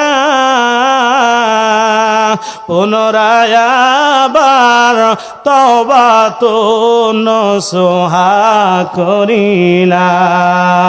গুনার বোঝা মাথায় লয়া মাওলা কান্তেছি, মাফ করিয়া দাও মাবুদ আল্লাহ এলাহি, সকলেরই দরজা হইতে আল্লাহ ফিরিয়া ক্ষমার আশায় তোমারি দরজায় রইলাম বসিয়া। রব্বুল আলামিন, এই মুহূর্তে মাকে অন্ধকার কবরে গে হাত তুললাম রে আল্লাহ, জীবনে আর কোনদিন মাকে আমরা মা বলে ডাকতে পারবো না। আল্লাহ, মা লাশটা ঘাড়ে করে করে নেয়া কবরে নামাইলাম। কবরে নেমে মায়ের মাথার কাপড়ের মোড়কটা যেই মাত্র খুলে দিলাম, দেখলাম মায়ের মুখটা কেমলা রোগ হয়েছে কিনা। ওই সময় মা ডেকে বলছিল, সন্তান রে, ও সন্তান, ছোট্টবেলায় অন্ধকার ঘরে তোর একা একা রাখি নাই, কোন সময় গায়ে মশা মাছি পর্যন্ত বসতে দেই নাই। ও সন্তান, অন্ধকার ঘর একা একার ঘরে আমায় তুই রেখে যাস না। আল্লাহ অনেকে যারা বাবাকে মধ্যে হারায়া কুবের রজনীতে আল্লাহ তুল্লাম, জীবনে কোনদিন যারা আমরা আল্লাহ আব্বা বলেই দুনিয়ায় ডাকতে পারবো না, আল্লাহ বাবাকে নিজে হাতে গোসল দিয়া জীবনের মতো বিদায় গোসল দিয়া খাটে করে করে নিয়ে কবরে নামাই দিলাম। পায়ের মোড়ক খুলে দিলাম, মাথার মোড়ক খুলে দেয়া যখন লাম্বের কবর থেকে উঠছিলাম, বাবা বলে, সন্তান রে, তোর জন্য, তোদের খাওয়ানোর জন্য, মানুষ করার জন্য কত নামাজ কাজা করেছি, কত রোজা তারাক করে ফেলেছি, কত হুকুম আল্লাহর অমান্য করেছি রে সন্তান। ঈদের দিনে তোকে ভালো ভালো জামা কাপড় পরে জুতো নিয়ে ঈদগাহে নিয়ে গিয়েছে, আমার টাকা ছিল না, এই জন্য সন্তান ছেঁড়া জুতো পাই দিয়ে পূর্ণ জামা লুঙ্গি নিয়ে ঈদে গিয়েছি রে সন্তান, সব তোদের জন্য রেখে আসলাম। ও সন্তান, আজকে অন্ধকার কবরে আমার একা রেখে যাইস না রে, যাইস না, যাইস না। আল্লাহ, ওই বাবা কবরে রেখে যারা হাত তুললাম, ওই বাবা অন্ধকার কবরে কেমন আছে আমরা কেউ জানে না। সন্তান এলাকার বাইরে বিদেশে যেখানেই থাকে না কেন, ইন্টারনেটের যুগে আল্লাহ ভিডিও কলে দেখা যায় কি করে, কি কাজ করে, কি খায়, আমরাও কি করি সন্তান দেখতে পায়। মালিক আমাদের বাবাকে এমন এক দেশে পাঠাই দিলাম, মাকে এমন এক দেশে পাঠাই দিলাম রে, আর জীবনে কোনোদিন মার সোনার চেহারা আমরা কেউ দেখি না, বাবার ওই সোনার চেহারাটা কেউ দেখি না। এই মুহূর্তে তোমার কাছে আমরা দরখাস্ত করি, আরজি করি, ফরিয়াদ করি মালিক রে, এই মুহূর্তে বাবা মাকে জান্নাতি ফেরেশতা দেয়া, কবরগুলো জান্নাতের মেহমান বানায়া, কবরগুলো জান্নাতের টুকরা বানাই দিয়ে দাও। দাদা দাদি নানা নানি শ্বশুর এলাকাবাসী মহল্লাবাসী নিকটাত্মীয় দূরাত্মীয় আমাদের যত স্বজনেরা যারা চারিদিকে ঘুমাই গিয়েছে, আল্লাহ মামা হাজী সাহেব আজকে মোর্চা আল্লাহ মাহফিলের সম্মানিত সভাপতি, মার কথা স্মরণ করে, বাবার কথা স্মরণ করে, অন্যান্য স্বজনদের কথা স্মরণ করে বলে হুজুর আমার আত্মীয় স্বজনদের জন্য দোয়া করো। আল্লাহ মামা যেমন দোয়া চেয়েছে, এই মজলিসে যারা বসে আছে আল্লাহ যাদের মা নাই বাবা নাই, আল্লাহ আমার সমস্ত ভাইদের মা বাবার কবরগুলো, আমার মারা যারা অন্ধকার ঘরের মধ্যে হাত তুলেছে, আমার মায়েদের বাবা মা যারা চলে গেছে, যাদের স্বামী চলে গেছে, আল্লাহ তুমি সমস্ত কবরগুলো জান্নাতের বাগান বানায় দাও। আল্লাহ এই যুবকরা যে সুন্দর আয়োজন করলো, সুন্দর ব্যবস্থা, লাইটিং করলো, মাইকিং করলো, সুন্দর বসার ব্যবস্থা করলো, স্টেজ করলো, আমার সাথে সোনার যুবকেরা, আমার প্রিয় ভাইরা যুবকেরা সর্বক্ষণ যোগাযোগ করলো, সুন্দর করে খাওয়াইলো। আল্লাহ কত ভালোবাসা আমাকে দিল মালিক রে, ওদের কাছে আল্লাহ আমি কি দিয়ে যাব, আমি গরিব মানুষ, কিছু দেওয়ার নাই আমার। আল্লাহ তোমার কুদরতে হাতে ওদের কি দিয়ে গেলাম, ওদের কি তুমি খলিফাতুল মুসলিমিন ওমরের মতো ইসলামের জন্য মধ্যে মুজাহিদ হিসাবে এই এলাকা আল্লাহ তুমি ওদের কবুল করে নিয়ে নাও। সাথে সাথে এই যুবকদের মধ্যে আল্লাহ যারা মাহফিল পরিচালনা করলো, যুবকদের মধ্যে যারা দাখিল পরীক্ষা দেবে, এসএসসি পরীক্ষা দেবে, আমাদের সন্তানেরা যারা দাখিল পরীক্ষা এসএসসি পরীক্ষা দেবে, সারা বাংলাদেশে যে সমস্ত সন্তানেরা ছেলেমেয়েরা পরীক্ষা দেবে, সবাইকে আল্লাহ সুন্দরভাবে পরীক্ষা অ্যাটেন্ড করার তৌফিক দিও, সবাইকে সুস্থতার নিয়ামত দান করো, সবাইকে সুন্দরভাবে পরীক্ষা দিয়ে ভালো রেজাল্ট করার, মা বাবা শিক্ষকদের মুখ উজ্জ্বল করার তৌফিক দান করো। পরিশ্রী ভিক্ষা চাই মালিক, আল্লাহ কার সন্তান হয় না আমি জানি না, যার কোনো সন্তান নেই একটা সন্তানের ব্যবস্থা করে দাও আল্লাহ, যার শুধু মেয়ে হয় একটা ছেলের ব্যবস্থা করে দাও, যার শুধু ছেলে হয় একটা মেয়ের ব্যবস্থা করে দাও আল্লাহ, যার ছেলে মেয়ে কিছু নাই একটা সন্তানের ব্যবস্থা করে দাও আল্লাহ, যারা অভাবগ্রস্ত অভাব দূর করে দাও, ঋণগ্রস্তদের ঋণ পরিশোধ করার তৌফিক দাও আল্লাহ। এলাকার যুবকদের তুমি কবুল করে নাও আল্লাহ, কবুল করে নাও। ঈদগাহ কবুল করো, মসজিদ কবুল করো, প্রাইমারি স্কুল কবুল করো আল্লাহ। এই এলাকার হীরার সোহাগ এলাকার নাম সুন্দর নাম মালিক, এলাকার জান্নাতি বান্দাদেরকে আল্লাহ কিয়ামতের ময়দানে কঠিন মুসিবতের সময় আয় আল্লাহ আমরা সবাই যেন একসাথে জান্নাতে যেতে পারে সেই তৌফিক দান করো আল্লাহ। মাগরিব থেকে এই পর্যন্ত আমার আগ পর্যন্ত যারা কথা বলেছে আল্লাহ সমস্ত বক্তা ভাইদের কবুল করো আল্লাহ, পরিচালক ভাইকে কবুল করো, সভাপতি আল্লাহ, মুরব্বী মানুষ সন্ধ্যা থেকে পর্যন্ত বসে আছে কবুল করো আল্লাহ। যারা টাকা দিল, পয়সা দিল, শ্রম দিল, মেধা দিল, বিভিন্নভাবে পরামর্শ দিল, যারা লাইটিং করলো, যারা মাইকে সাউন্ড সিস্টেম রে পর্যন্ত সুন্দর রাখলো, যে যেভাবে আঞ্জাম দিয়েছি সমস্ত আঞ্জামগুলো কিয়ামতের ময়দানে কঠিন মুসিবতের আল্লাহ আমাদের জন্য নাজাতের ওসিলা বানাই দিও। জানি না জীবনের শেষ হাত কিনা আল্লাহ, এই ভাইদের সাথে আর জীবনে কোনোদিন দেখা হবে কিনা জানি না, আমি তোমার অদম গোলাম গুনাহগার আল্লাহ। আজকে ভাইদের কি দিয়ে বিদায় দেবো, আমার কিছু নাই। আয় আল্লাহ তুমি সমস্ত ভাইদের আশা পূরণ করে মাহফিল থেকে তুমি তাদের বাড়িতে নিয়ে যেও। আয় আল্লাহ যারা অসুস্থ আছে বাড়িতে, এখানে বিভিন্ন জায়গায় আত্মীয় স্বজন আমাদের অসুস্থ, তুমি সবাইকে সুস্থতার নিয়ামত দান করো আল্লাহ। জীবনে একটিবার সোনার মক্কার মদিনা জিয়ারত আমাদের নসিবে দান করে দাও। মৃত্যুর সময় আমাদের সবার জবানে জারি করি ইমানের কালেমা লা ইলাহা ইল্লাল্লাহু মুহাম্মাদুর রাসূলুল্লাহ।